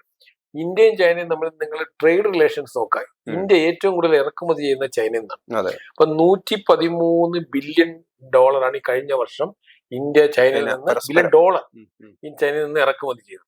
അപ്പൊ നമ്മൾ ചൈനയിലേക്ക് കയറ്റുമതി വെറും $13 ബില്യൺ ഉള്ളൂ. അപ്പം ഇന്ത്യയിലെ പല വ്യവസായങ്ങളും നിലനിൽക്കുന്നത് ചൈനയിൽ നിന്നുള്ള അസംസ്കൃത പദാർത്ഥങ്ങൾ ഉൾപ്പെടെ പ്രധാനപ്പെട്ട അങ്ങനെയുള്ള കാര്യങ്ങളാണ്, ഫിനിഷ്ഡ് അല്ല. ഇപ്പൊ നമ്മളെ ഫാർമസ്യൂട്ടിക്കൽ ഇൻഡസ്ട്രി ഉൾപ്പെടെ എല്ലാ കാര്യങ്ങളും, കാരണം നമുക്ക് മറ്റു മാർക്കറ്റുകളിൽ നിന്ന് ലഭിക്കും, പക്ഷെ ചൈനയിൽ നിന്ന് കിട്ടുന്ന പോലെ ചീപ്പായിട്ട് ലഭിക്കില്ല. അപ്പൊ അതുകൊണ്ട് നമ്മൾ തമ്മിൽ പൊളിറ്റിക്കലായിട്ട് അല്ലെങ്കിൽ നയതന്ത്ര രംഗത്ത് പലപ്പോഴും സംഘർഷം ഉണ്ടായി. നമ്മൾ 100ഓളം ആപ്പുകളിൽ നിരോധിക്കുകയുണ്ടായി. ഗാൽവാന് ശേഷം നമ്മൾ ഒരുപാട് അകന്നുപോയി. പക്ഷേ നമ്മൾ ട്രേഡിന്റെ ഇതെടുത്ത് കഴിയുമ്പോഴേ ഇറക്കുമതിയുടെ കാര്യത്തിൽ നമ്മൾ ആ തരത്തിൽ ചൈനയ്ക്ക് ചില ചൈനീസ് ഇൻവെസ്റ്റ്മെന്റിന് നിക്ഷേപങ്ങൾക്ക് ചില നിയന്ത്രണങ്ങൾ കൊണ്ടുവന്നു. നമ്മളെ ഫ്ലൈറ്റ് ഉൾപ്പെടെ, അതായത് സിവിലിയൻ ഫ്ലൈറ്റ് ഒക്കെ നമ്മൾ ക്യാൻസൽ ചെയ്ത് കഴിഞ്ഞ 5 വർഷമായിട്ട്. ഇതൊക്കെ ഉണ്ടായെങ്കിലും നമ്മുടെ ഇറക്കുമതിയിൽ കുറവുണ്ടായിട്ടില്ല. അപ്പൊ നമ്മളെ സംബന്ധിച്ചിടത്തോളം ചൈനയെ നമ്മൾ ആ തരത്തിൽ നമുക്ക് ചൈനയെ അവോയ്ഡ് ചെയ്യാനും കഴിയില്ല. പക്ഷെ ഇവിടെ ഉണ്ടായ കൂട്ടായ്മ ഇതൊരു അമേരിക്കൻക്ക് എതിരായ കൂട്ടായ്മയല്ല, സ്വയം ശാക്തീകരിക്കുന്ന പ്രക്രിയയുടെ ഭാഗമായിട്ട് അമേരിക്കയുടെ ഒരു വളരെ അധാർമികമായ ലോക സമൂഹത്തിന് തന്നെ യുദ്ധം പ്രഖ്യാപിച്ചുകൊണ്ട് സാമ്പത്തികമായ ഒരു യുദ്ധം പ്രഖ്യാപിക്കുന്ന ഒരു പ്രക്രിയക്ക് ബദലായിട്ടുള്ള ഒരു നീക്കമായിട്ട് ഇതിനെ കണ്ടാൽ മതി. അതിന്റെ ഒരു ശാശ്വതമായ ഒരു പൊളിറ്റിക്കൽ കോമ്പിനേഷൻ ആയിട്ട് ഇത് കണക്കാക്കണം. മാത്രമല്ല, ഇന്ന് അമേരിക്കയെ ചങ്ങലക്കിടാനുള്ള താക്കോൽ ഇന്ത്യയുടെ കൈവശമുണ്ട്. ഇങ്ങനെ പറയുമ്പോൾ പെട്ടെന്ന് നിങ്ങൾക്ക് എന്താണെന്ന് ഒരു സംശയം ഉണ്ടാകും. കാരണം കഴിഞ്ഞ ബ്രിക്സ് രാജ്യങ്ങൾ കഴിഞ്ഞ കുറെ കാലങ്ങളിൽ ബ്രിക്സിൽ ഇന്ത്യ ഒഴിച്ചുള്ള എല്ലാ രാജ്യങ്ങളും ബ്രിക്സ് കറൻസി, അതായത് ഡോളറിന് ബദലായിട്ടുള്ള ഒരു ആഗോള കറൻസി വിനിമയങ്ങൾക്ക് അത് കൊണ്ടുവരുന്നതിന് വേണ്ടിയുള്ള, അപ്പൊ ഇന്ത്യയാണ് അത് ബ്ലോക്ക് ചെയ്തത്. അതിന് പ്രധാന കാരണം ഇന്ത്യയും അമേരിക്കയും തമ്മിൽ പിണങ്ങണ്ട എന്നുള്ളൊരു മനോഭാവം നമ്മുടെ രാജ്യത്ത് കഴിഞ്ഞ 10-15-20 വർഷമായിട്ട് ഉണ്ടായത് കൊണ്ടാണ് നമ്മൾ കഴിഞ്ഞ 10 വർഷമായിട്ട് നമ്മൾ അമേരിക്കയെ അങ്ങനെ ഒരു കാണണ്ട. അപ്പൊ നമ്മൾ അതിനെ നമ്മൾ പിന്തുണച്ചില്ല. പക്ഷെ അടുത്ത ബ്രിക്സിന്റെ നമ്മളിപ്പോ എടുത്തു പറയേണ്ടത് ഈ 2025 ഡിസംബറിൽ റഷ്യൻ പ്രസിഡന്റ് ഇന്ത്യ സന്ദർശിക്കാനിരിക്കുകയാണ്. 26 നമ്മുടെ ബ്രിക്സ് ഉച്ചകോടി ഇന്ത്യയാണ് ഹോസ്റ്റ് ചെയ്യാൻ പോണത്. ഇപ്പം ബ്രസീലായിരുന്നു കഴിഞ്ഞത്. അപ്പൊ ഇന്ത്യ ഹോസ്റ്റ് ചെയ്യുമ്പോൾ അപ്പൊ വീണ്ടും നമ്മൾ ചൈനയുടെ പ്രസിഡന്റും റഷ്യൻ പ്രസിഡന്റും ഒക്കെ ഇന്ത്യയിൽ സമ്മേളിക്കുന്ന 2026 വരുന്നുണ്ട്. ഒരു പക്ഷേ ലോക ചരിത്രത്തെ തന്നെ മാറ്റിമറിക്കാൻ കഴിയുന്ന തരത്തിലുള്ള നിർണായക തീരുമാനം എടുക്കാൻ കഴിയും ആ തരത്തിലൊരു ബ്രിക്സ് കറൻസിയെ ഇന്ത്യ പിന്തുണയ്ക്കുകയാണെങ്കിൽ. അത് അമേരിക്കയുടെ ഭാഗത്തെ നീക്കങ്ങളുടെ അനുസരിച്ചായിരിക്കും. എനിക്ക് തോന്നുന്നു നമ്മുടെ പ്രധാനമന്ത്രിയുടെ തീരുമാനങ്ങൾ ആ തരത്തിലേക്ക് കൂടെ പോകുന്ന തരത്തിലേക്ക്. കാരണം അമേരിക്കയ്ക്ക് കീഴടങ്ങുന്ന ഒരു കമ്പോള വ്യവസ്ഥയെ നമുക്ക് കൊണ്ടുപോരാൻ കഴിയില്ല. നമ്മുടെ രാജ്യത്തിന് താല്പര്യങ്ങൾ നോക്കുക എന്നുള്ളതാണ്. അപ്പൊ ഇവിടെ നമ്മൾ എടുത്തു പറയേണ്ട അന്താരാഷ്ട്ര പൊളിറ്റിക്സിൽ ഒരിക്കലും പെർമനന്റ് ശത്രുവോ പെർമനന്റ് മിത്രമോ ഇല്ല. അവിടെ ഒരു രാജ്യത്തിന്റെ ഏക ലക്ഷ്യം എന്ന് പറയുന്നത് സ്വന്തം രാജ്യ താല്പര്യം, ജനങ്ങളുടെ താല്പര്യം.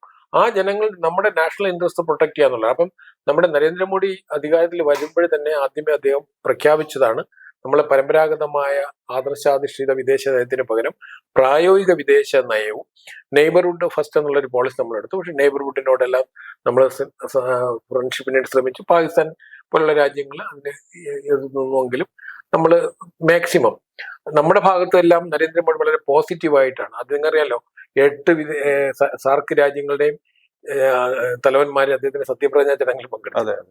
ആ തരത്തിൽ നമ്മളുടേതായ ഒരു നയതന്ത്ര രംഗത്ത് നമ്മുടേതായ ഒരു വ്യക്തിമുദ്ര പതിപ്പിച്ചുകൊണ്ട് ലോക സമാധാനം, നമ്മുടെ വികസനം ഉണ്ടാകണം, മറ്റു 3-ാം ലോക രാജ്യങ്ങൾ സൗത്ത് അത് വികസിക്കണമെന്ന് പറഞ്ഞിട്ട്. അപ്പൊ അതുകൊണ്ട് ഇന്ത്യയെ വളരെ പ്രതീക്ഷയോടാണ് കാണുന്നത്. ഞാൻ നമ്മൾ ഒരു പ്രധാന കാര്യം പറയേണ്ടത്, സെലൻസ്കി ഈ കഴിഞ്ഞ ഓഗസ്റ്റ് 30-ാം തീയതി അദ്ദേഹം ഇന്ത്യൻ പ്രധാനമന്ത്രിയുമായിട്ട് ദീർഘ ടെലിഫോൺ സംഭാഷണം നടത്തിയിട്ടുണ്ട് ജപ്പാനില്.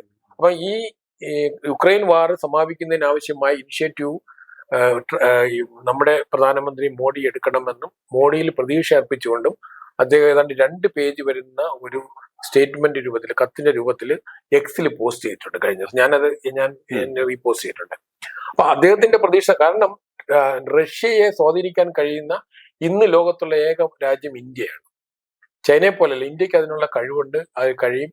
അപ്പൊ ഇന്നലെ നമ്മൾ ഇന്ത്യയും റഷ്യയും തമ്മിലുള്ള ബയലാറ്ററൽ ഡിസ്കഷനിലൂടെ ഇത് എസിയോടൊപ്പം സമാന്തരമായി നടന്നല്ലോ. അതിൽ ഇന്ത്യ ഉക്രൈൻ വിഷയം ഉന്നയിച്ചിട്ടുണ്ട്. അപ്പം അത് ഉക്രൈൻ വിഷയത്തില് അപ്പം അദ്ദേഹം പുടിന്റെ നേരെ പറയുകയുണ്ടായി, യഥാർത്ഥത്തിൽ ഇത് മോഡീസ് വാറല്ല, നാറ്റോ വാറാണ്.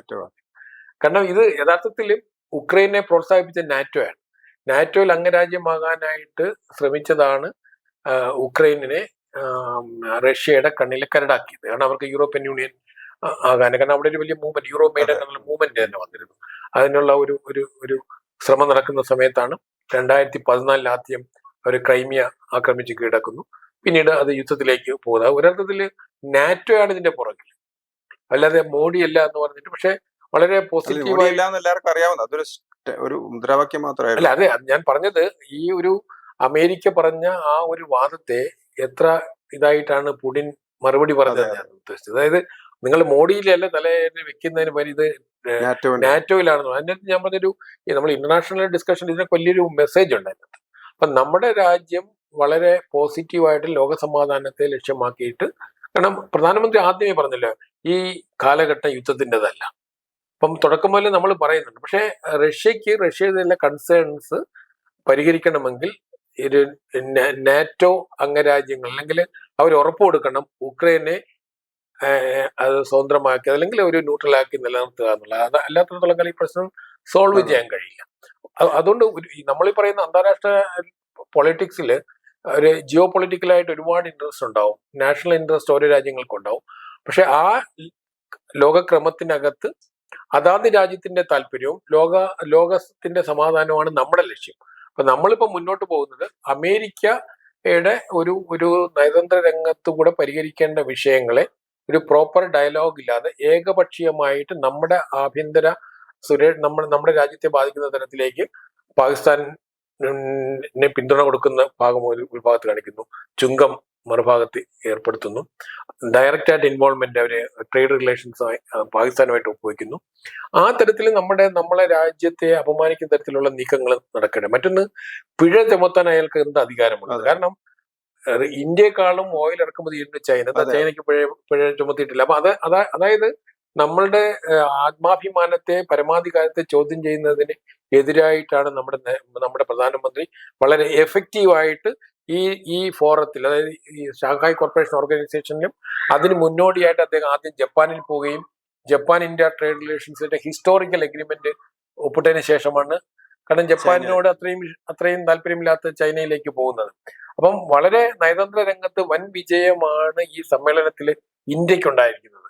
അതായത് ഒരു ലോക സമൂഹത്തിന്റെ മുന്നിൽ റഷ്യയും ചൈനയും ഒപ്പം ജപ്പാൻ അമേരിക്ക ഡിസ്കഷൻസിലെ ഒരു ബ്ലോക്ക് വന്നിട്ടുണ്ട് ഇപ്പോൾ ഈ ഇതുമായി ബന്ധപ്പെട്ടിട്ട്. അപ്പൊ ആ തരത്തിൽ അതുപോലെ ഓസ്ട്രേലിയ ജപ്പാനിൽ നിന്നുള്ള എന്തോ ഇൻവെസ്റ്റ്മെന്റ് നിർത്തിവെച്ചിരിക്കുക താൽക്കാലികമായിട്ട്.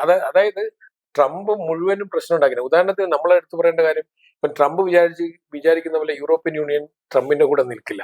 യൂറോപ്പിലെ ഏറ്റവും ശക്തമായ രാജ്യങ്ങൾ എന്ന് പറയുന്ന ജർമ്മനി, ഇന്ത്യയും തമ്മിലുള്ള ബൈലാറ്ററൽ റിലേഷൻസ്, എക്കണോമിക് റിലേഷൻസ് എല്ലാം വളരെ ശക്തമാണ്. അതേപോലെ ഏറ്റവും അതിശക്തമായ ബന്ധമുള്ള രാജ്യമാണ് ഇന്ത്യയും ഫ്രാൻസും. മാത്രമല്ല ഇപ്പൊ നമ്മള് ഈ റാഫേൽ ഉൾപ്പെടെ മറ്റു പല കാര്യത്തിലും ആ തരത്തിൽ നമ്മുടെ ബൈലാറ്ററൽ റിലേഷൻസ് ആ തരത്തിൽ ഇംപ്രൂവ് ചെയ്തു. അതുപോലെ മറ്റു പ്രമുഖ രാജ്യങ്ങൾ, ബ്രിട്ടനുമായിട്ട് നമ്മൾ വ്യാപാര കരാർ ഒപ്പുവെച്ച് കഴിഞ്ഞു. ഇപ്പം സ്വീഡനുമായിട്ട്, നോർവേ ആയിട്ട്, അപ്പൊ യൂറോപ്പിലെ പ്രമുഖ സമ്പദ് ശക്തികളുമായിട്ട്, വിശേഷം ഫ്രാൻസ് അമേരിക്കക്കെതിരെ ശക്തമായ നിലപാട്, ഈ പാലസ്തീൻ വിഷയത്തിലും അമേരിക്കക്കെതിരെ ശക്തമായ നിലപാടെടുക്കുന്ന യൂറോപ്യൻ രാജ്യമാണ് ഫ്രാൻസ്. അപ്പൊ ആ തരത്തില് നമ്മളെ ടു എൻ എക്സ്റ്റെന്റ് അപ്പൊ നമ്മളെ സംബന്ധിച്ചിടത്തോളം നമ്മൾ നയതന്ത്ര രംഗത്ത് നമ്മുടെ നരേന്ദ്രമോദിയുടെ നേതൃത്വം ആ തരത്തിൽ വളരെ പോസിറ്റീവായിട്ട്. ഇന്ത്യക്കകത്ത് എന്താന്ന് പറഞ്ഞാൽ ഒരു അമേരിക്കൻ അനുകൂലമായ ഒരുപാട് ഘടകങ്ങൾ വർക്ക് ചെയ്യുന്നുണ്ട് ആളുകളൊക്കെ തന്നെ. ഇപ്പം ഒരു നേരത്തെ പറഞ്ഞതുപോലെ 20 വർഷം മുമ്പ് അമേരിക്കൻ അനുകൂലമായ നിലപാട് സ്വീകരിക്കണം, അമേരിക്കയോട് എതിർത്താൽ പിടിച്ചു നിൽക്കാൻ പറ്റില്ല. അതുപോലെ ഇന്ത്യ അങ്ങനെ പൂർണ്ണമായിട്ട് പിന്നെ ഇപ്പൊ നമ്മളിപ്പോ വികസിതം എന്ന് നമുക്ക് പറയാൻ പറ്റില്ല. അപ്പൊ നമ്മൾ വികസ്വരമാണെന്ന് പറയുമ്പോൾ ഒരു നാണക്കേട് ഉണ്ടാവുന്ന കുറെ ആളുകളൊക്കെ ഉണ്ടായിരുന്നു. അപ്പൊ നമ്മൾ പൂർണ്ണമായിട്ടും നമ്മളിപ്പം പ്രൊഡക്ഷൻ വർദ്ധിപ്പിക്കുക, നമ്മുടെ ശക്തി വർദ്ധിപ്പിക്കുക, ആ കാര്യങ്ങളിലല്ല നമ്മൾ ഊന്നൽ നൽകിയിരുന്നത്. പക്ഷെ ആ കാര്യങ്ങളിൽ കൂടുതൽ ഊന്നൽ നൽകേണ്ടിയിരിക്കുന്നു. ഇപ്പൊ തന്നെ പ്രധാനമന്ത്രി നരേന്ദ്രമോദി പറഞ്ഞു അദ്ദേഹം സ്വദേശി എന്ന കാര്യത്തിലേക്ക്. എനിക്ക് തോന്നുന്നു അദ്ദേഹം ഒരു 2004 ഫസ്റ്റ് വാജ്പേയി ഗവൺമെന്റ് വന്ന സമയത്ത് സ്വദേശിയും ഒരു അമേരിക്കൻ അനുകൂല മനോഭാവവും തമ്മിലുള്ള ഒരു സംഘർഷം ഉണ്ടായിരുന്നു. അന്ന് സ്വദേശി എന്ന് പറയാൻ പൊളിറ്റിക്കൽ ലീഡർഷിപ്പിലെ പലർക്കും ഒരു മടിയായിരുന്നു. കാരണം എന്തായാലും അന്താരാഷ്ട്ര രംഗത്ത് ഉണ്ടാകുന്ന ഒരു റിപ്രക്കഷൻസ് ഒക്കെ ഓർത്തിട്ട്. പക്ഷെ ഇന്ന് മോഡി തന്നെ നമ്മൾ ആത്മനിർഭരത, സ്വദേശി എന്ന കാര്യങ്ങളിലേക്ക് കുറച്ച് കൂടുതൽ ഊന്നൽ നൽകി. ഇവിടെ നമ്മൾ എടുത്തുകൊണ്ട വേറൊരു വിഷയം, 1998 ഇന്ത്യ ന്യൂക്ലിയർ ശക്തിയായിട്ട് മാറി പ്രഖ്യാപിക്കുമ്പോഴത്തേക്കും ഇന്ത്യക്കെതിരെ ശക്തമായ സാങ്ഷൻ കൊടുത്ത രാജ്യമാണ് അമേരിക്ക. അന്ന് ക്ലിന്റൺ നേരിട്ടു. അപ്പം ഇതെന്ന് പറയുന്നത് ഒരു ട്രേഡിലെ ടാരിഫ് ഹൈക്കാണ്. അതിൽ ഇന്ത്യയുടെ എക്സ്പോർട്ടിനെ ഏതാണ്ട് 55-60% ഇത് ബാധിക്കുള്ളൂ. കാരണം കുറെ മേഖലകൾ ഫാർമസ്യൂട്ടിക്കൽ താരിഫ് ഫ്രീ ആണ് അവർ ഒഴിവാക്കിയിട്ടുണ്ട്. അപ്പം ഇത് അതുമായി താരതമ്യം ചെറിയ വിഷയം. മറ്റേ എൻ്റെ റിലേഷൻ സാങ്ഷൻസ് വരുമ്പോൾ നമ്മുടെ അക്കാഡമിക് റിലേഷൻസ് ഉൾപ്പെടെ എല്ലാത്തിലും ഇതായിരുന്നു. അതിന് നമ്മൾ ശക്തമായി അതിജീവിച്ചു. നമ്മുടെ രാജ്യത്തിന്റെ കരുത്ത് നമ്മൾ തെളിയിച്ച അതിലൂടെയാണ്. അമേരിക്ക മാത്രമല്ല, നമുക്ക് ജപ്പാൻ ഉൾപ്പെടെ രാജ്യങ്ങൾ, ഓസ്ട്രേലിയ, കാനഡ, പല രാജ്യങ്ങളും ഇന്ത്യക്ക് ഉപരോധം ഏർപ്പെട്ടിരുന്നു. ഇപ്പൊ നമുക്ക് ഉപരോധമില്ല എന്നോർത്തോളം. അപ്പൊ ആ തരത്തിൽ അന്നും നമ്മൾ ആ തരത്തിൽ മുന്നേറിയിരുന്നു. പക്ഷെ നമ്മൾ പറയുന്ന സ്വദേശി എന്നുള്ള കോൺസെപ്റ്റ് ഇന്ന് നമ്മൾ പറയുന്ന ഒരു വേൾഡ് ലോകക്രമത്തില് ഒരു രാജ്യത്തിനും അങ്ങനെ സ്വന്തമായിട്ട് മാത്രം നിൽക്കാൻ പറ്റില്ല. കാരണം നിങ്ങൾ വികസിക്കണമെങ്കിൽ സ്വദേശി എന്ന് പറഞ്ഞൊരു സങ്കുചിതമായ കാഴ്ചപ്പാടിലല്ല പറഞ്ഞത്. അതായത് ഒരു രാജ്യത്തിന് ഇറക്കുമതി ചെയ്യേണ്ട ആവശ്യമല്ലാത്ത കാര്യങ്ങളിൽ സ്വയം പര്യാപ്തം. അതിനാണ് നമ്മളിപ്പോ ഗവൺമെന്റ് കൊണ്ട് പോളിസി നരേന്ദ്രമോദിയുടെ make in India project. Make in India project നിങ്ങൾ ഏത് വിദേശ രാജ്യവുമായിട്ട് നിങ്ങൾ എഗ്രിമെന്റ് ഉണ്ടെങ്കിലും ആ പ്രോഡക്റ്റ്, ഇപ്പൊ ഡിഫൻസ് എക്യുപ്മെന്റ്സ് ഒന്നും ഇപ്പൊ നമ്മുടെ അത് ഫ്ലൈറ്റ് ആണെങ്കിലും ഏതാണെങ്കിലും ഇന്ത്യയിൽ പ്രൊഡ്യൂസ് ചെയ്യുന്നതാണ് ഇപ്പൊ നമ്മുടെ നമ്മൾ ഏത് വിദേശ രാജ്യവുമായിട്ടും ചെയ്യുന്ന എഗ്രിമെന്റിന്റെ മേക്ക് ഇൻ ഇന്ത്യയുമായിട്ട് ലിങ്ക്ഡ് ആണ്. ഇതിപ്പോ യുദ്ധക്കപ്പലൊന്നും വേണ്ടെന്ന് വെച്ചല്ലോ നമ്മൾ പുറത്തുനിന്ന്. നമ്മളെ ഇവിടെ പ്രൊഡ്യൂസ് ചെയ്യാൻ അവരുടെ ടെക്നോളജി നമുക്ക് വേണ്ടി വരും. നമ്മളെ സംബന്ധിച്ചുള്ള ടെക്നോളജി ട്രാൻസ്ഫർ വേണ്ട സ്ഥലത്ത് അത് നമ്മൾ ഇവിടെ പ്രൊഡ്യൂസ് ചെയ്യണം. നമ്മളിപ്പോ ഉദാഹരണത്തിന് ബോയിങ് ഫ്ലൈറ്റ് ഇന്ത്യയിൽ നിർമ്മിക്കാൻ പോവുകയാണ്. ബോയിങ്ങിന്റെ ടാറ്റയുമായിട്ട് ഗുജറാത്തിൽ തന്നെ ഉദ്ഘാടനം ചെയ്ത് കഴിഞ്ഞു. അപ്പൊ അതായത് ബോയിങ് തന്നെ ആയിരിക്കും, പക്ഷെ അവരുടെ പ്രൊഡക്ഷൻ ഇവിടെ നടക്കും. അപ്പൊ നമ്മൾ എല്ലാ മേഖലയിലും മേക്ക് ഇൻ ഇന്ത്യ എന്നുള്ളൊരു കോൺസെപ്റ്റ് നമ്മൾ കൊണ്ടുവരുന്നു.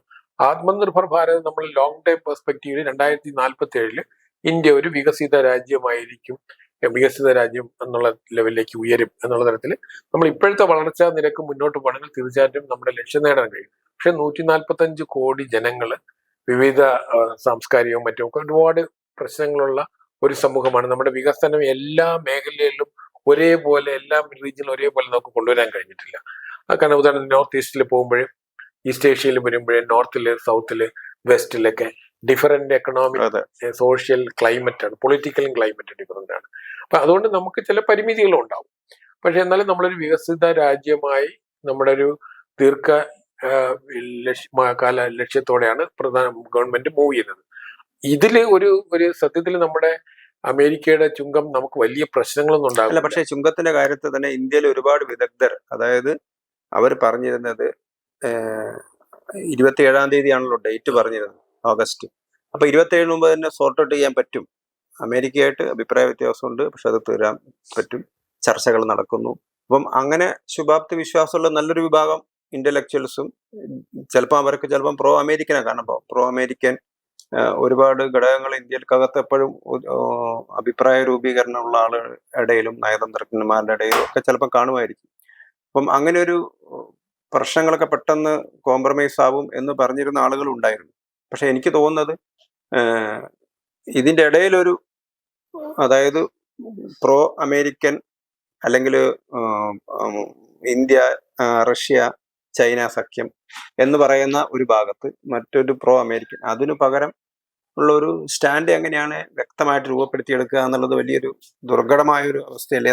പക്ഷേ ഗവൺമെന്റ്, എനിക്ക് തോന്നുന്നത് ശ്രീ നരേന്ദ്രമോദിയുടെ നേതൃത്വം ഇത് മുൻകൂട്ടി കണ്ടതെന്നാണ് എനിക്ക് തോന്നുന്നത്. കാരണം ഗവൺമെന്റ് അങ്ങനെ ഒരു തരത്തിലുമുള്ള ശ്രമം നടത്തിയിരുന്നില്ല. ഇപ്പൊ 27 അധിക 25% വരുമെന്ന് നമുക്കറിയാമായിരുന്നു.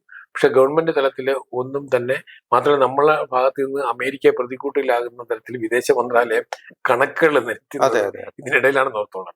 അപ്പം അമേരിക്കയെ ബോൾഡാണ്. മറ്റൊന്ന്, നമ്മളിപ്പം ഷാങ്ഹായ് കോർപ്പറേഷൻ ഓർഗനൈസേഷൻ ആണെങ്കിലും ജപ്പാനിലും ഈ കഴിഞ്ഞ ദിവസങ്ങളുണ്ടായ ചർച്ചയിൽ നമ്മൾ പറയുന്ന റിസൾട്ട് ഈ ചർച്ചയിൽ മാത്രം ഉണ്ടായതല്ല. ഇതിന്റെ 2-3 മാസങ്ങളായി നടക്കുന്ന നയതന്ത്ര രംഗത്ത് ഒഫീഷ്യൽ ലെവലിൽ നടക്കുന്ന ചർച്ചകളിലൂടെ അതിന്റെ ഡ്രാഫ്റ്റ് തയ്യാറാക്കി ഡിസിഷൻ അപ്രൂവ് ചെയ്തതിനു ശേഷമാണ് മീറ്റിംഗ് നടക്കുന്നത്. അപ്പൊ ഇന്നലെ ഇപ്പൊ നമ്മൾ ഷാങ്ഹായ് കോർപ്പറേഷനിൽ കണ്ട സൗഹൃദം എന്ന് പറയുന്നത് കഴിഞ്ഞ 3-4 മാസങ്ങളായി നടന്ന ഒരു പ്രക്രിയയുടെ ഭാഗമാണ്. അപ്പൊ നമ്മളുടെ തീരുമാനങ്ങളൊക്കെ ആ തരത്തിൽ വേണം കാണേണ്ടത്. അപ്പൊ നമ്മളെ മാധ്യമങ്ങൾ പലപ്പോഴും നമ്മുടെ ഒരു ഷോർട്ട് സൈറ്റഡ് ആയിട്ട് പല കാര്യങ്ങൾ എത്തുന്നതാണ്. നമ്മൾ അങ്ങനെ ഇന്ത്യക്ക് ഒരു വെപ്രാളം ഉണ്ടായിരുന്നില്ല ഈ തീരുവ കൂട്ടുന്നതിനോട്. ഒഫീഷ്യലി ഇന്ത്യ മാത്രമല്ല, നമ്മൾ വളരെ ബോൾഡ് ആയിട്ടൊരു സ്റ്റാൻഡ് എടുത്തിരുന്നു. നമ്മൾ ജയശങ്കറിന്റെ കമന്റുകൾ നോക്കണമായിരുന്നു. അത് ഓയിൽ ഇറക്കുമതി എന്ന വിഷയം ഉൾപ്പെടെ എല്ലാ കാര്യത്തിലും വന്നപ്പോഴും യൂറോപ്പിന്റെ പ്രശ്നങ്ങളല്ല നമ്മുടെ പ്രശ്നങ്ങൾ. പഴയ കാലത്ത് അവർ വിചാരിച്ച യൂറോപ്പിന്റെ പ്രശ്നം ലോകത്തിന്റെ പ്രശ്നമാണ്. ജയശങ്കർ പറഞ്ഞ നിങ്ങളുടെ പ്രശ്നം നിങ്ങളുടെതാണ്, ഞങ്ങളുടെ പ്രശ്നം. മറ്റൊന്ന് നമ്മളൊരു കാര്യം മനസ്സിലാക്കേണ്ടത്, നമ്മൾ ഡിഫൻസിൽ നമുക്ക് അമേരിക്കൻ കാര്യമായ സപ്പോർട്ട് ഇല്ല ഇതുവരെ. ഇന്ത്യയിൽ ഏറ്റവും വലിയ ഡിഫൻസ് ഇമ്പോർട്ട് എന്ന് പറയുന്നത് റഷ്യ ആയിരുന്നു. 2014 75-80% റഷ്യ ആയിരുന്നു. പക്ഷെ നരേന്ദ്രമോദി അധികാരത്തിൽ വന്നതിന് ശേഷം നമ്മൾ മാർക്കറ്റ് ഡൈവേഴ്സിഫൈ ചെയ്തു. ഇന്ന് നമ്മൾ France, Germany, Sweden, Norway, Israel, അമേരിക്കയും അതിനകത്ത് വന്നിട്ട്, അമേരിക്ക അതിനകത്ത് അത് കഴിഞ്ഞിട്ടാണ് വരുന്നത്. ആ തരത്തിൽ നമ്മൾ ഇന്നിപ്പോ ഏതാണ്ട് 34% റഷ്യയുടെ ഡിപ്പെൻഡന്റ് ചെയ്യുന്നത്. പക്ഷെ നമ്മുടെ നിലവിലുള്ള കാര്യങ്ങൾ, നിലവിലുള്ള എക്യുപ്മെന്റ്സ് എല്ലാം റഷ്യൻ സാധനങ്ങളാണ്. അപ്പൊ ആ സഹകരണം നമുക്ക് വേണ്ടി വരും. അപ്പൊ ആ തരത്തിൽ നമ്മൾ സമസ്ത മേഖലയിൽ നമ്മൾ ഒരു രാജ്യത്തെ ഡിപ്പെൻഡ് ചെയ്യാതെയാണ് കഴിഞ്ഞ 11 വർഷത്തെ ഇന്ത്യയുടെ നയതന്ത്രം നമ്മൾ നോക്കിക്കഴിഞ്ഞാൽ നമ്മൾ അങ്ങനെ അമേരിക്കയെ നമ്മൾ ഈ മാധ്യമങ്ങളിങ്ങനെ പ്രൊജക്ട് ചെയ്യുന്നതല്ലാതെ സൈമിൾട്ടേനിയസ് ആയിട്ട് നമുക്ക് വളരെ നല്ല ബന്ധം ഇറാനോടുണ്ട്, പാലസ്തീനോടും ഇസ്രായേലിനോടും ഉണ്ടായിട്ടുണ്ട്. ഒരേ സമയത്ത് നമ്മൾക്ക് റഷ്യയോടുണ്ടായിരുന്നു, ചൈനയോട് നല്ല ബന്ധമായിരുന്നു. ഗാൽവാന് ശേഷം നമ്മളാണ്, കാരണം ഡോക്ലാം ക്രൈസിസ് കഴിഞ്ഞപ്പോഴും നമ്മൾ ചൈനയുമായിട്ട് വളരെ നല്ല ബന്ധത്തിൽ ശ്രമിച്ചു. പക്ഷേ ടിബറ്റൻ ഇഷ്യൂലൊക്കെ ചിലപ്പോൾ പ്രശ്നം വരും. ടിബറ്റൻ ഇഷ്യൂ നമ്മൾ ആൾറെഡി അപ്രൂവ് ചെയ്തതായതുകൊണ്ട് അതിന് ഇഷ്യൂ വരാൻ പറ്റില്ല. ഇന്ത്യ 54 എഗ്രി ചെയ്തതാണ്.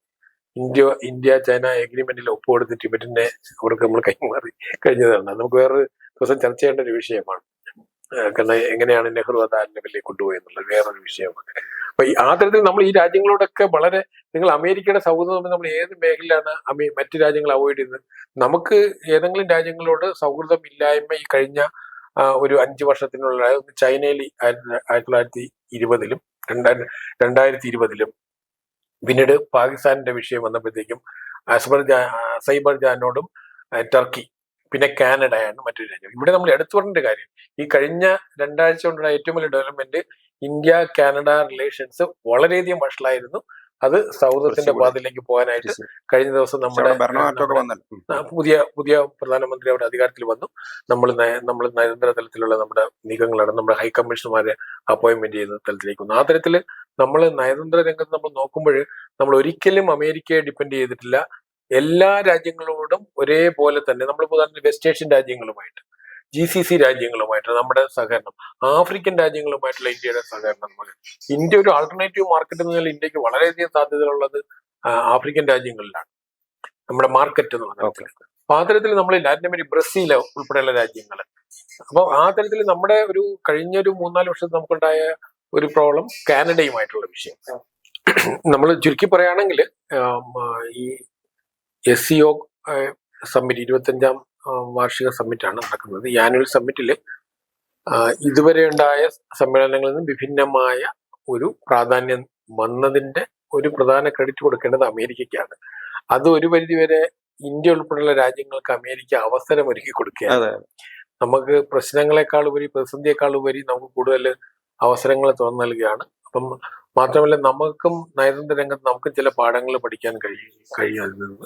നമ്മളങ്ങനെ ഏതെങ്കിലും ഒരു രാജ്യത്തെ പ്രത്യേകിച്ച് ഡിപ്പെൻഡ് ചെയ്ത ആ നയമല്ല, നരേന്ദ്രമോദിയുടെ ആദ്യത്തെ വിദേശ നയവുമായി ബന്ധപ്പെട്ടിട്ടുള്ള ഒരു ഡ്രാഫ്റ്റ് പോളിസി ഉണ്ട്. അതിലും ഇത് പ്രത്യേകം പറയുന്നത് എല്ലാ രാജ്യങ്ങളോടും. അപ്പൊ അഡ്വൈസറീസ് ആയിരിക്കാം അവർ, പക്ഷെ നമ്മളെ ഒരു തുല്യ ബന്ധം ഉണ്ടാവും.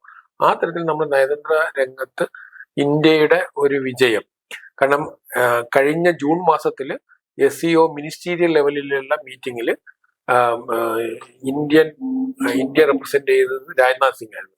അദ്ദേഹത്തിന്റെ ഓപ്പോസിഷൻ കാരണം അവിടെ ജോയിന്റ് ഡിക്ലറേഷൻ വന്നില്ല, പാസ്സാകാൻ. ഇന്നലെ നമ്മൾ ഇന്ത്യയുടെ താല്പര്യം അനുസരിച്ചിട്ടുള്ള ജോയിന്റ് ഡിക്ലറേഷൻ, അതായത് തീവ്രവാദത്തിനെതിരെ, അതും പാകിസ്ഥാന്റെ പ്രധാനമന്ത്രിയെ വെച്ചുകൊണ്ട് അദ്ദേഹത്തിന്റെ അപ്രൂവലോടെ നമ്മൾ ഇന്നലെ ജോയിന്റ് സ്റ്റേറ്റ്മെന്റ് പ്രഖ്യാപിക്കുകയും എല്ലാം നമ്മുടെ ഇവിടെ നിന്ന് ഫൽഗാമിലെ ഭീകരാക്രമണത്തെയും തള്ളിപ്പറഞ്ഞുകൊണ്ടും അതിന് പിന്തുണ നൽകുന്നവരെ, അവർക്ക് സപ്പോർട്ട് കൊടുക്കുന്നവരെ നിലയ്ക്ക് നിർത്തണം എന്നുള്ള തരത്തിലേക്ക് വളരെ ശക്തമായിട്ടുള്ള സ്റ്റേറ്റ്മെന്റ് ആണ് ഇന്നലെ ജോയിന്റ് ഡിക്ലറേഷൻ ആയിട്ട് വന്നത്. അപ്പം ആ തരത്തിൽ നമ്മുടെ ഇന്ത്യയുടെ താല്പര്യങ്ങളെ പൂർണ്ണമായിട്ടും മാനിക്കുന്ന തരത്തിലേക്കാണ് പോകുന്നത്. അപ്പൊ ഒരു അമേരിക്ക നേതൃത്വം നൽകുന്ന ഒരു ഏകലോക ക്രമത്തിന് ബദലായിട്ടൊരു മൾട്ടി പോളാർ വേൾഡ് ഓർഡർ തീർച്ചയായിട്ടും ഇന്ത്യ ഉൾപ്പെടെ രാജ്യങ്ങളുടെ മുന്നേറ്റത്തോടെ രൂപപ്പെടും. അത് ഞാൻ എക്സ്പെക്ട് ചെയ്യുന്നത് 2026 ബ്രിക്സ് സമ്മിറ്റ് നടക്കാൻ പോകുന്നത് ഇന്ത്യയിലാണ്. അപ്പം ഒരുപക്ഷെ അതും ഒരു വഴിത്തിരിവായി മാറും. കാരണം ഇനി നമ്മൾ വീണ്ടും അമേരിക്കയും ഇന്ത്യയുമായിട്ട് സൗഹൃദം പുലരുമെന്നതിൽ സംശയമൊന്നുമില്ല. ഇതൊരു ട്രംപ് ഒരു പ്രതിഭാസമാണ്.